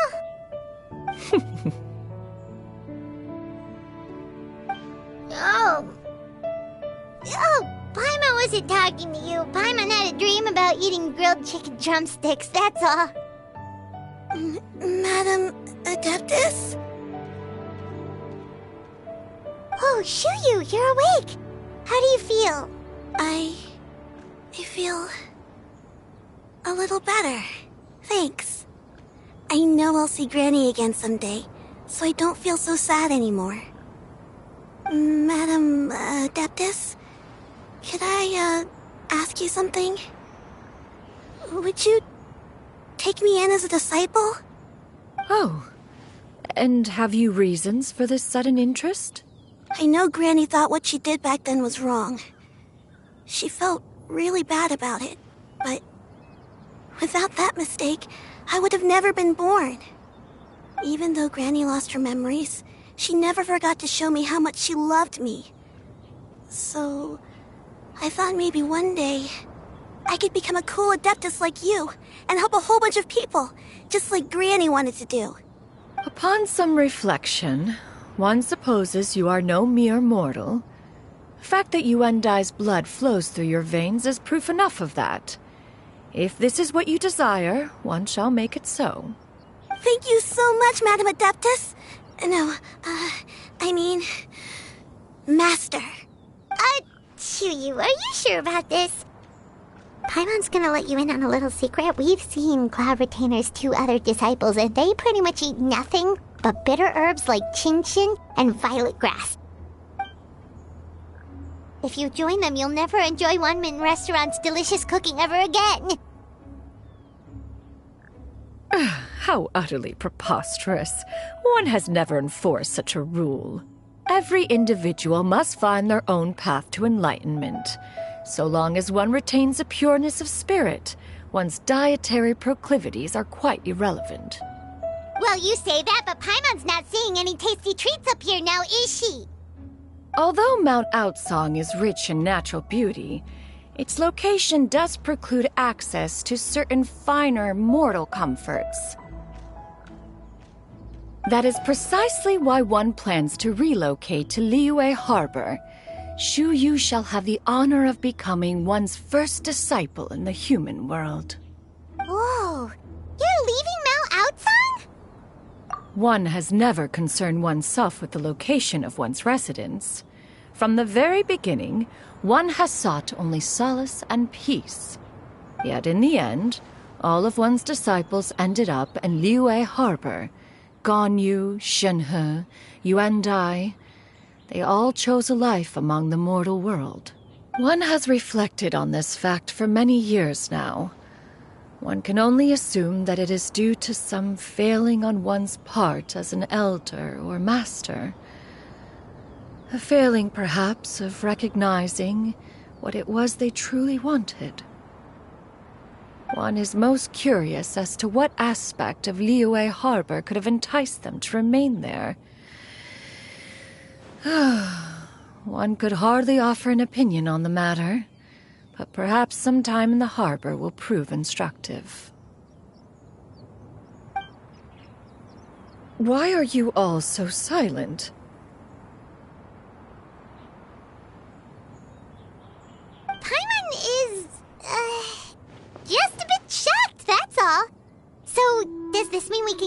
together in Liyue Harbor sometime?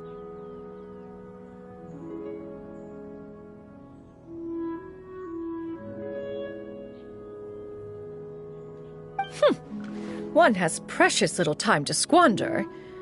However, if one finds oneself otherwise unoccupied, one would not be opposed to the idea. One will be assuming the identity of a human while residing in Liyue Harbor. You should take care to avoid disclosing one's true identity. Don't worry, we'll help you keep it a secret. So, when can we expect to start seeing you in the city?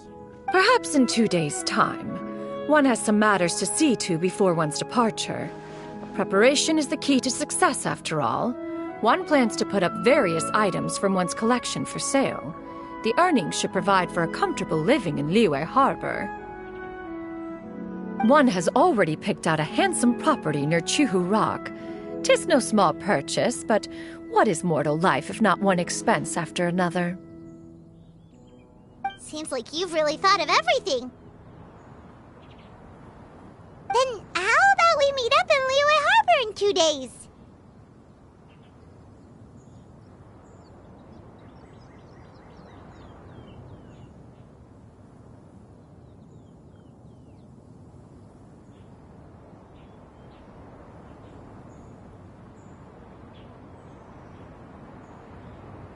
A sensible plan. See you then. Oh, also, why don't you take this Suspensus Somnium mechanism as a souvenir? Anytime you should feel ill at ease in the future, you may try quieting your mind and sitting in meditation as you listen to its melodies. Awesome! Thanks, Cloud Retainer! Hey, didn't we promise Xingqiu that we'd tell him what we found out? Should we make a trip to the Feiyun Commerce Guild? It's totally up to you. By the way, Shuyu, we have a friend who helped us learn a lot of information about your granny. Is it okay if we tell him the full story? Sure. I don't think Granny would mind. As long as you don't tell a whole bunch of people. I don't think she'd want too many people to know. They might go to Mount Outsong and start bugging her about it. Granny needs to focus on her training, you know? But telling a friend or two is probably fine. No worries. Our friend can keep a secret. So, about your move to Liyue Harbor, you gonna tell the other Adepti about it? I have left an explanatory note in my abode. Those 2 old fossils will discover it, I am sure, should they come seeking my company.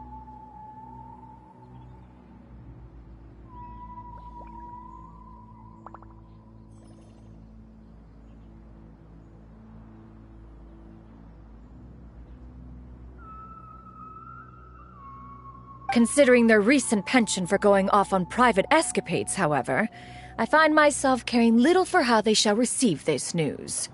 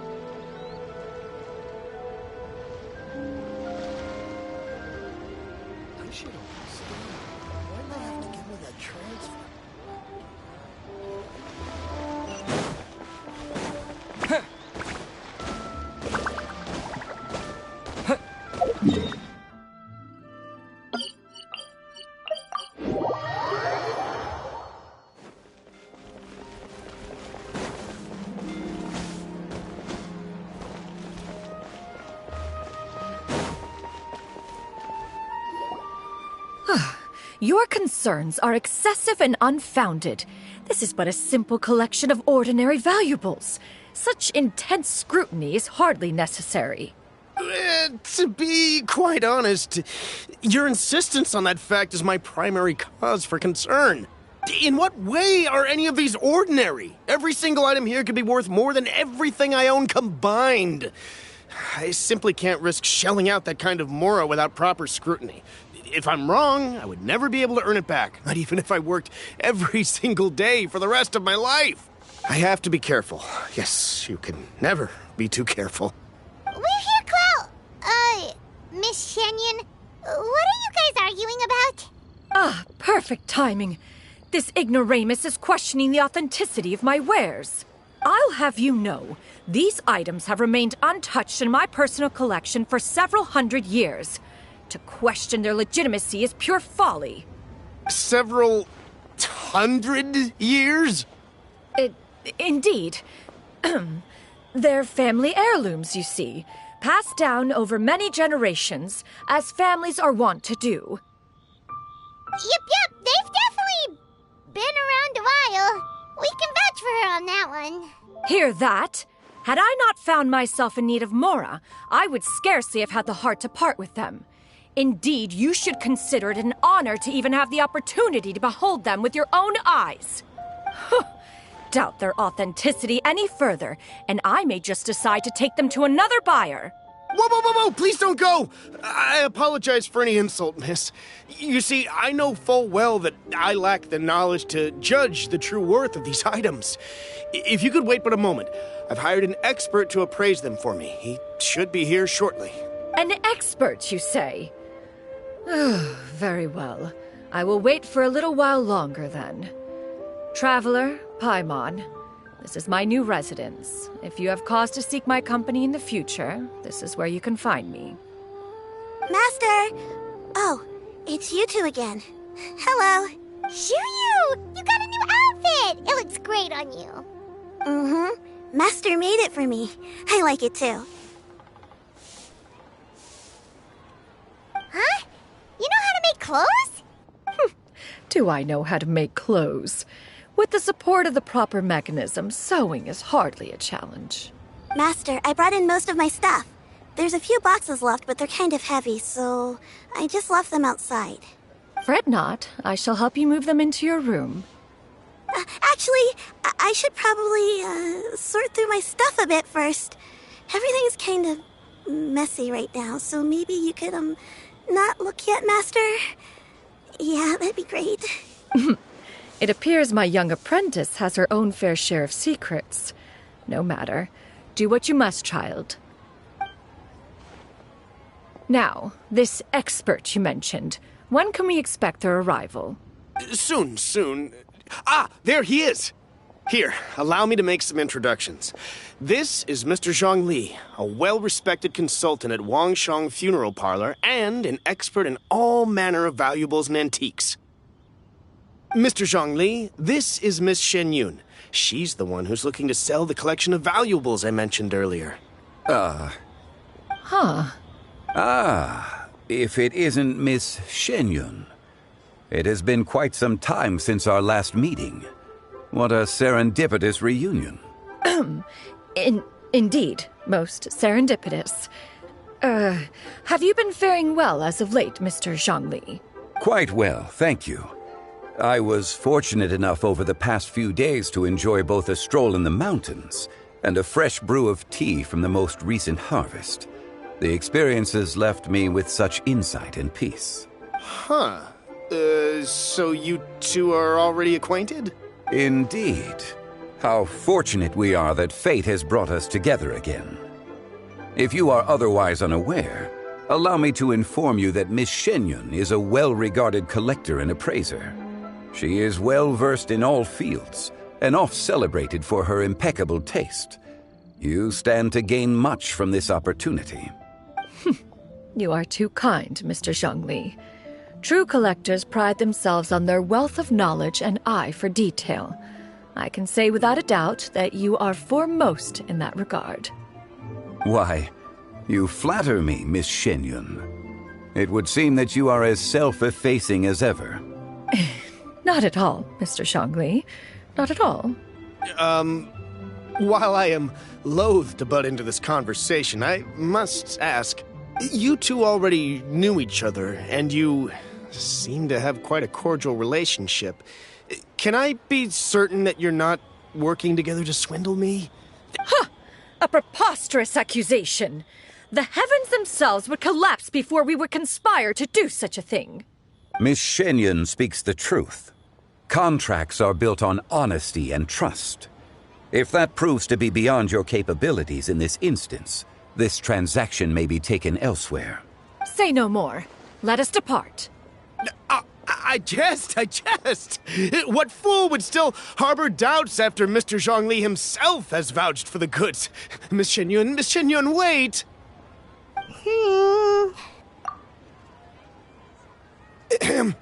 I deeply apologize for doubting you. So, Mr. Zhongli, could you please give me a final verdict on the value of these items? There is no cause for concern. They are indeed rare and precious valuables. Take this mechanism, for instance. Though one may not immediately perceive its purpose, its structure and appearance are exquisite enough to merit it a place in any fine home. The same can be said for this one here. Few could hope to possess an item that so perfectly blends mechanical wonder with geometric grace. I am sure you have heard from your travels that the study of mechanisms is among the most wondrous arts in this world. With that in mind, I earnestly recommend procuring every last item in this collection. All right. Since I hired you as my consultant, Mr. Zhongli, I shall, of course, trust your good opinion. Then, in that case, Miss Shenyun, I'll take the lot. However, since the final sum is quite large, how about we start with an initial deposit through the Northland Bank? The Northland Bank? Huh. Oh, you refer to the fiduciary house. Oh, very well. I fear people only use the term bank nowadays. In that case, I'll be off for now. I'll return to collect the goods once you've received the funds.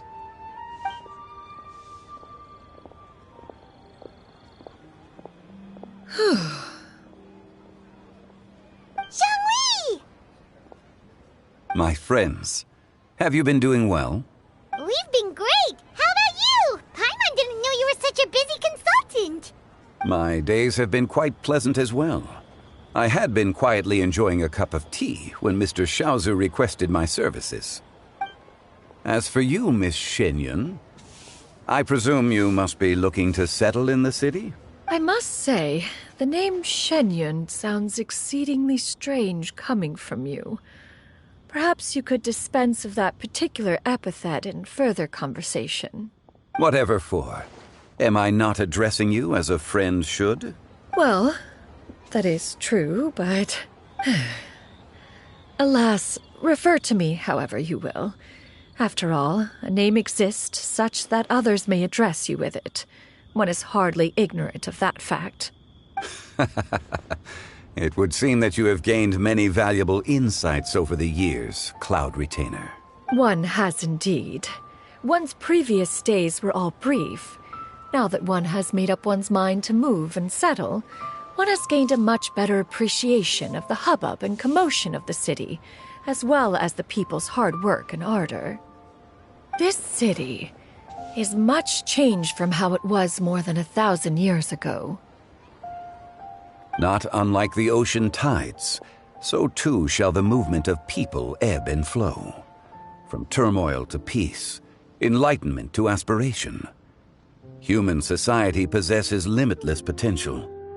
In another 1,000 years, the scene we witness here may change in ways that are impossible for either of us to imagine. Alright, that's enough reflection for one day. No need to get all sentimental on us. You make a valid point, Paimon. Now that the sale has concluded, what say one plays the host as we try some specialty dishes together? One must profess great interest in trying bamboo shoot soup.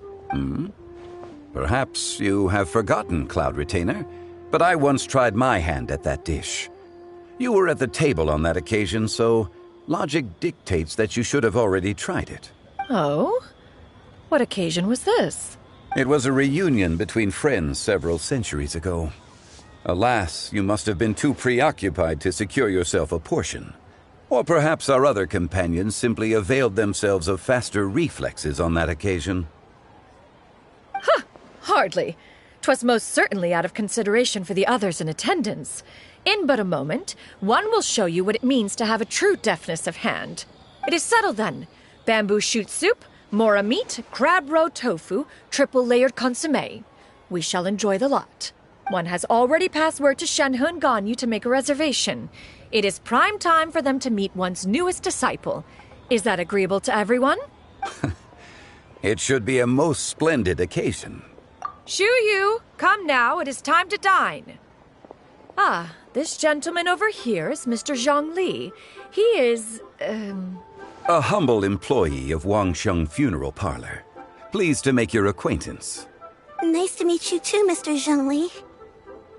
That should be everyone, right? Let's go!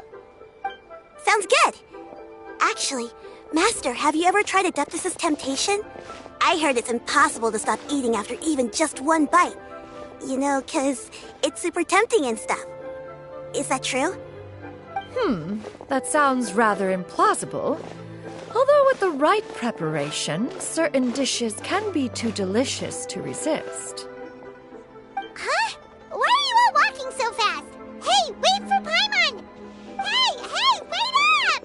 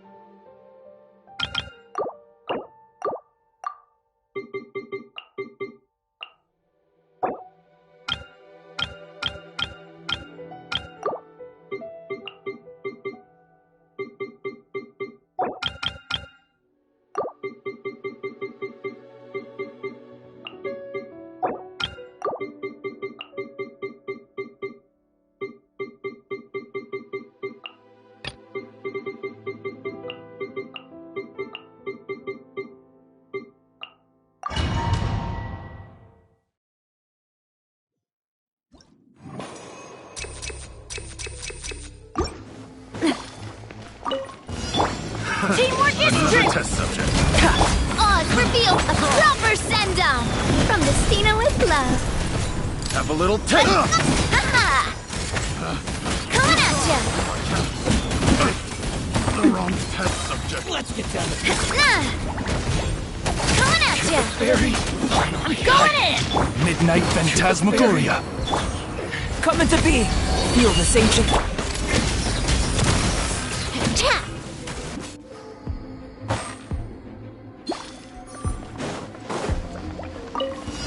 Let's get down to business. I will have order. Let the world come alive! Time to clean up. Could the fairy... Another test subject. The wrong test.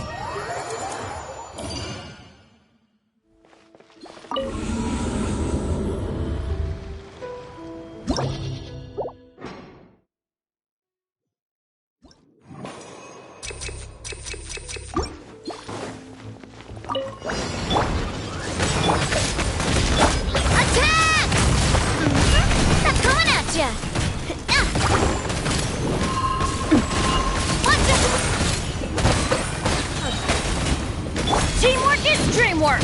Let's look! Moments of birth! Hiya!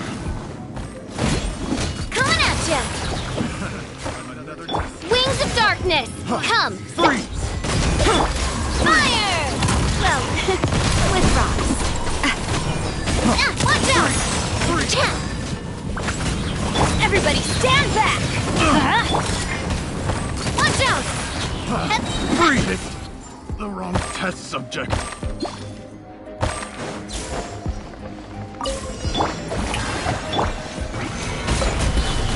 Charge!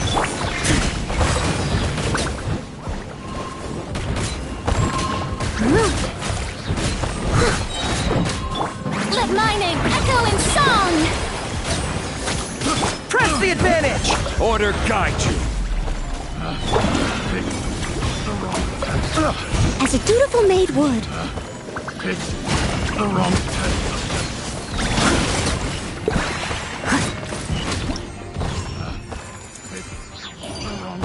subject.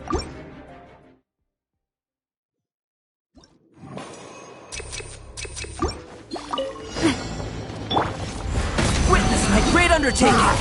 By royal decree, fire! Well, with hey there!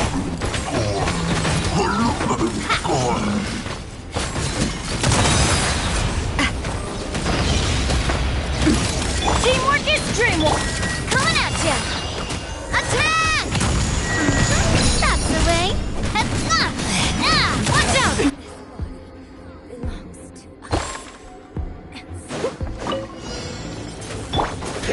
Advance! Time to shine! I must leave no stone unturned. I will have order. As a good knight should.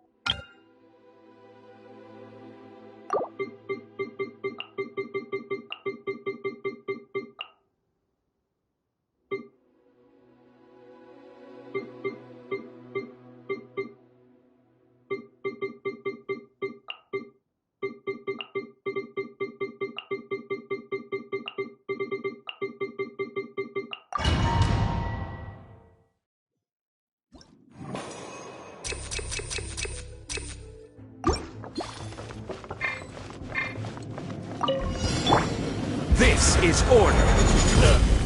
Rally! Let the world come alive! Time to clean up. Steady as stone. Someone needs assistance. I'll catch up.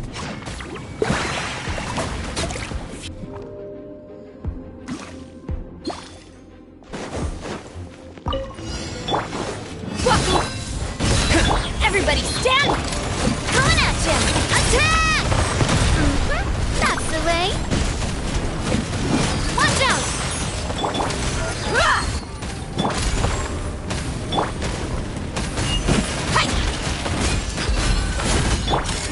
Coming at you!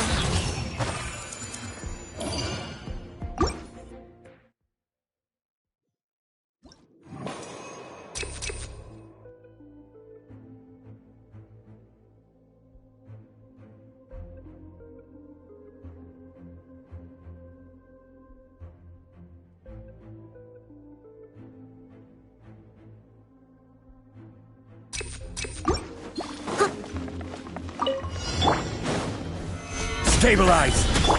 Fall in! I must leave no stone unturned, as a good knight should.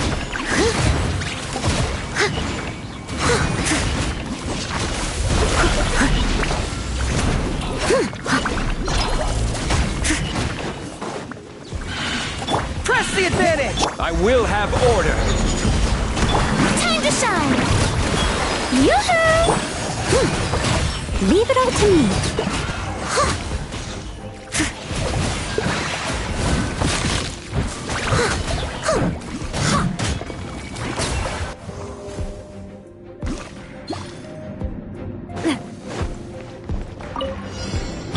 Let's get it off!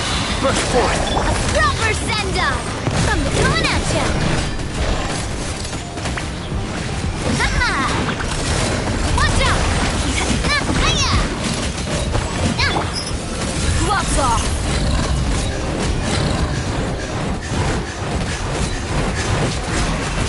Buckle up! Ha! Cha! Ha!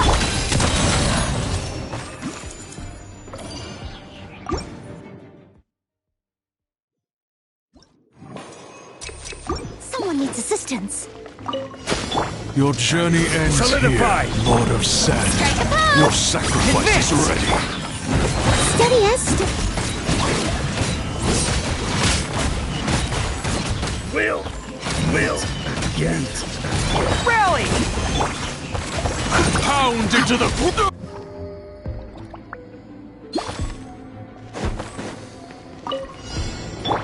Let's light it up! Going in! Live! Let's get it on! a proper send-up! From the Spina with love, coming at ya!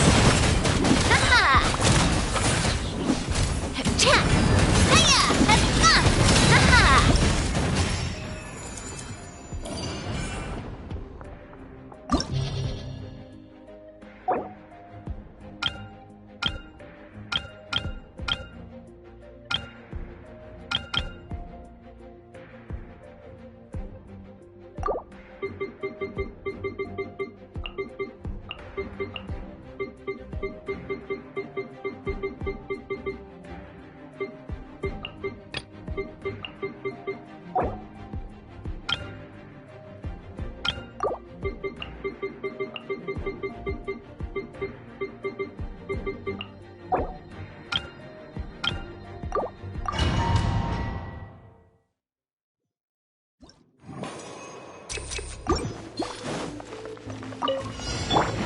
Press the advantage! This is order! Stabilize! Let the world collide! I must leave no stone unturned, as a good knight should.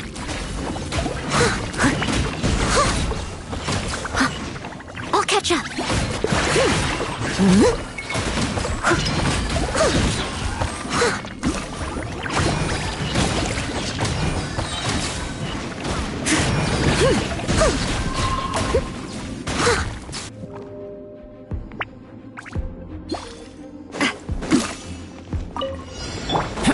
Coming! Hard hitting exclusive!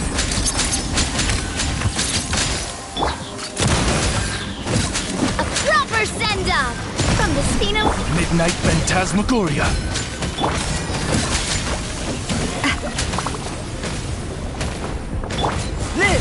Feel the ancient power. Watch out! Watch out!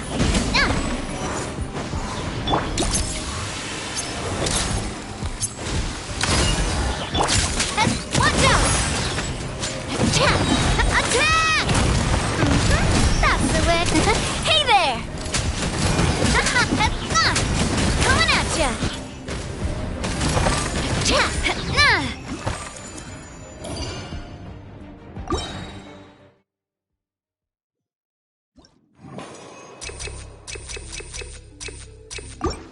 Someone needs assistance. Rally! I will have order. Time to shine! As a dutiful maid would.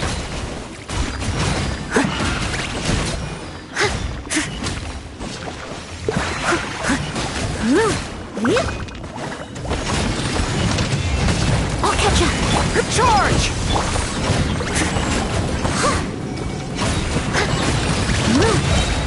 This is order. Press the advantage! Time to clean up.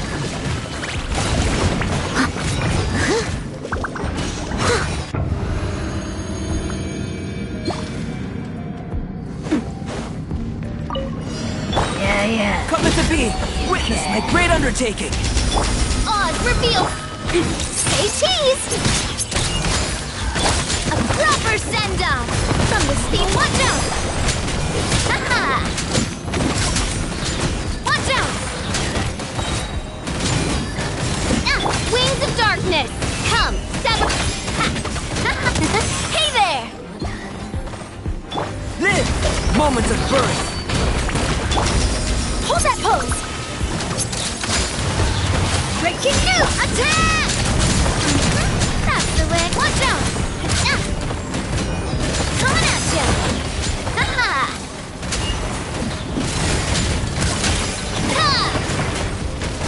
Watch out!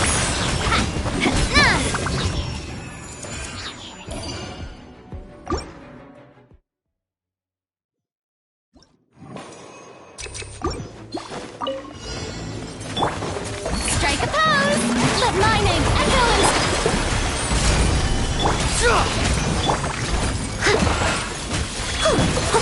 I will have order.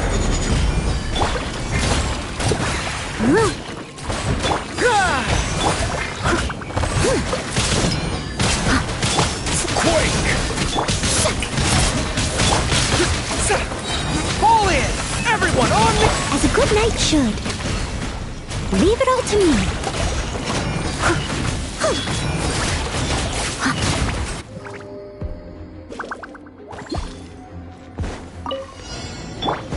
Coming to be. By royal decree. Feel this ancient power. Coming at ya. Say cheese. Shadow Raven. Let night fall. Attack! That's the way. Watch out. Watch out.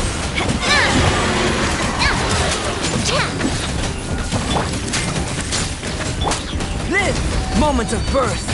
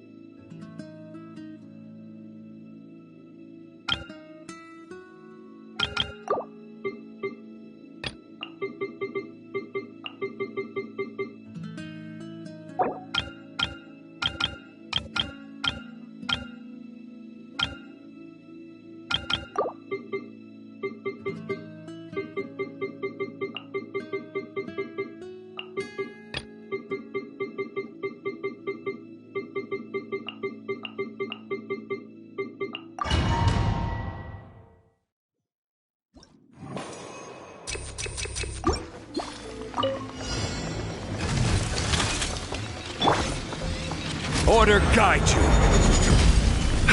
Advance! Let the world collide! As a dutiful maid would, I must leave no stone unturned.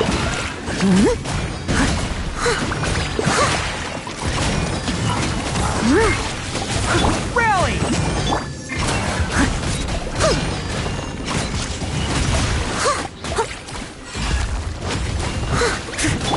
Pull in!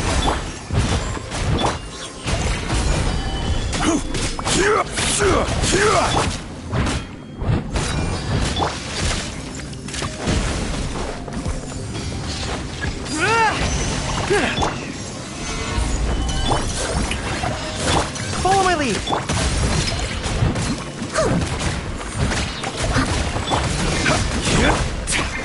Advance! Let my name echo in song!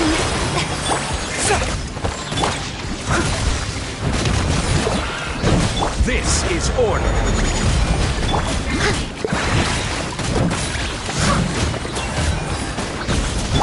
Charge! Time to clean up.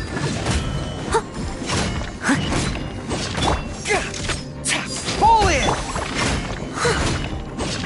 Strike a pose! Everyone on me!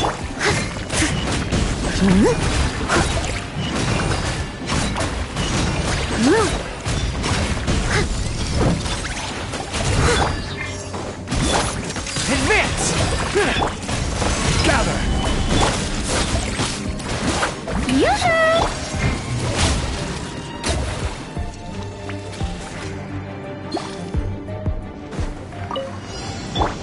Witness the power of Gawak. Rain out with teamwork is dreamwork!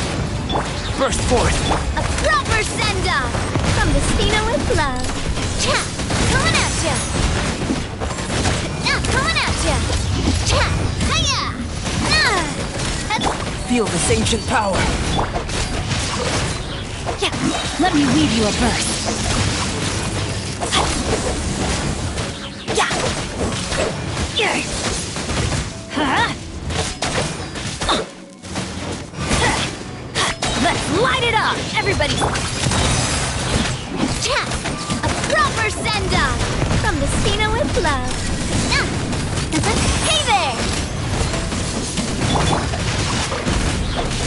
Ring cutter!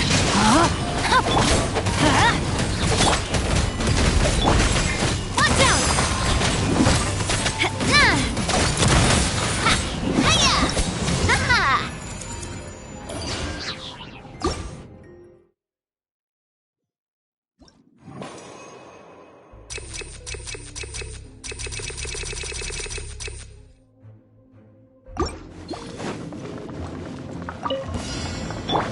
Strike a pop!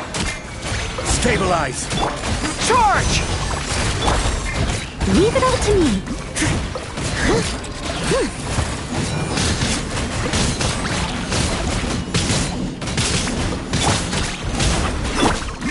Advance! Order guide you! Let the world collide! Charge! As a good knight should, I must leave no stone unturned.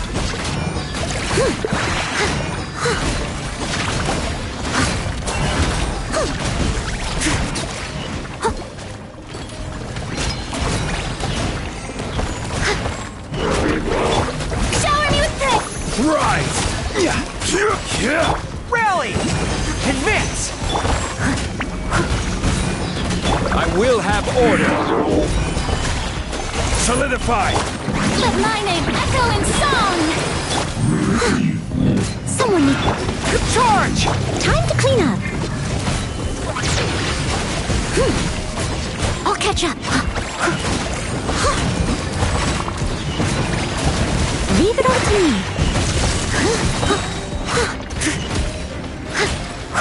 Everyone on me!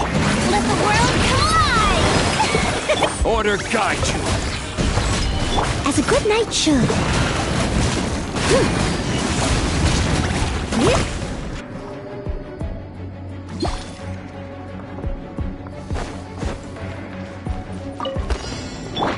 I'm going in!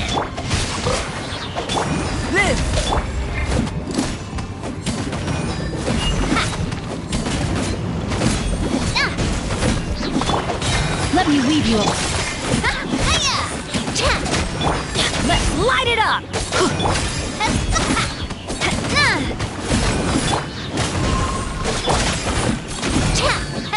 Everybody stand!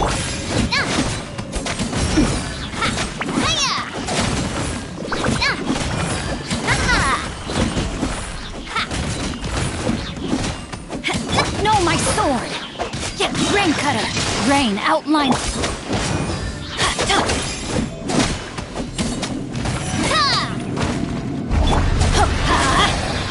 Burst forth! Fire! Well, watch out! Teamwork is true! Hey there!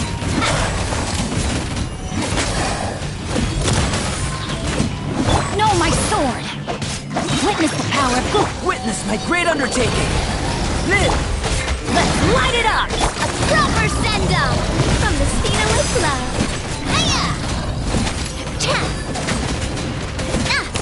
Hey there! Rain outlines your fate. Burst forth! Everybody stand back! Attack! That's the way! Watch out!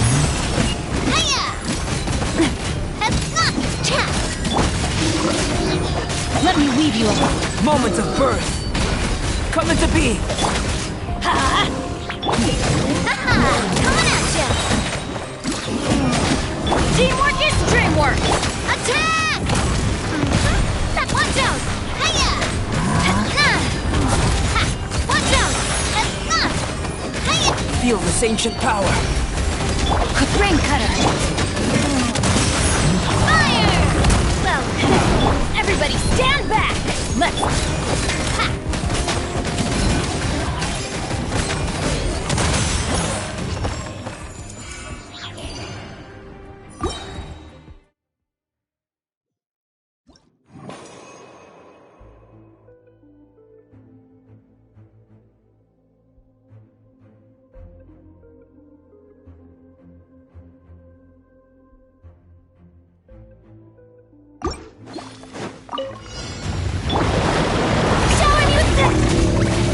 Stabilize!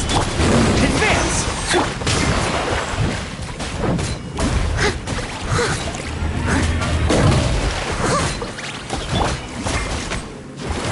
Charge! This is order. Solidify! Let my name echo in song! Rally! Advance! As a dutiful maid would.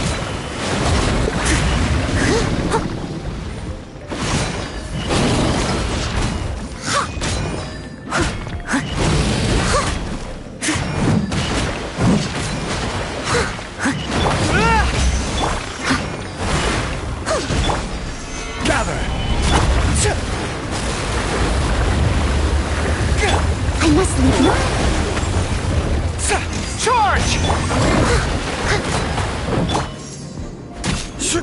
Stabilize!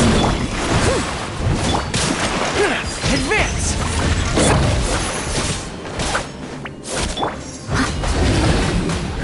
I will have order!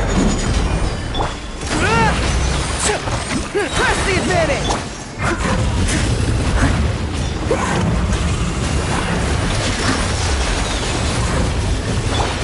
Charge! Time to clean up. Let the world collide!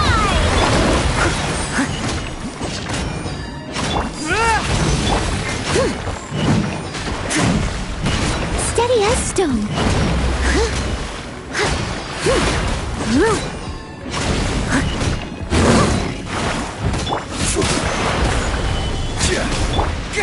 Pull in!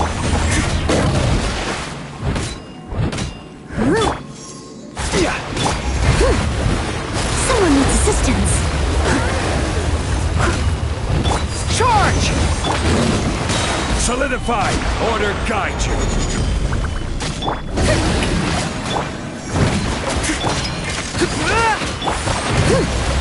As a good knight should. I'll catch up.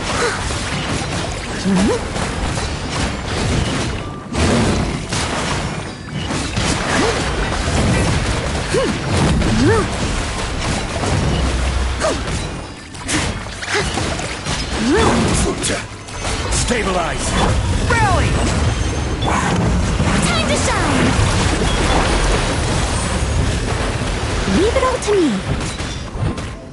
Pull in! Gather! Someone needs assistance. Advance! As a dutiful maid would. I must leave no stone unturned.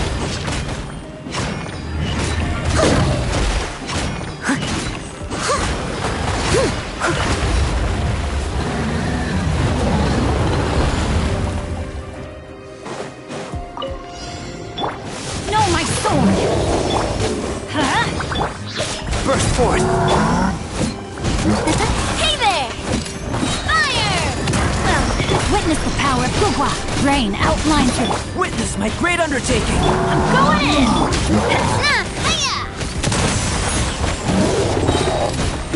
That's a proper send-off from the Spina Lithla coming at you. Feel the sage of power! Everybody stand! Let me weave you a verse. Huh? Watch out! Hiya! Fire! Well, hey there! Hiya! Your coming was foretold. Coming to be! Teamwork is Witness my great undertaking! Live! Rain Cutter! A proper send-off from the Spina Lithla. Hey there! Bound as one like Not done. Fire! Well, with rocks. the eternal Watch out! oasis at long last. I'm going in! Hiya!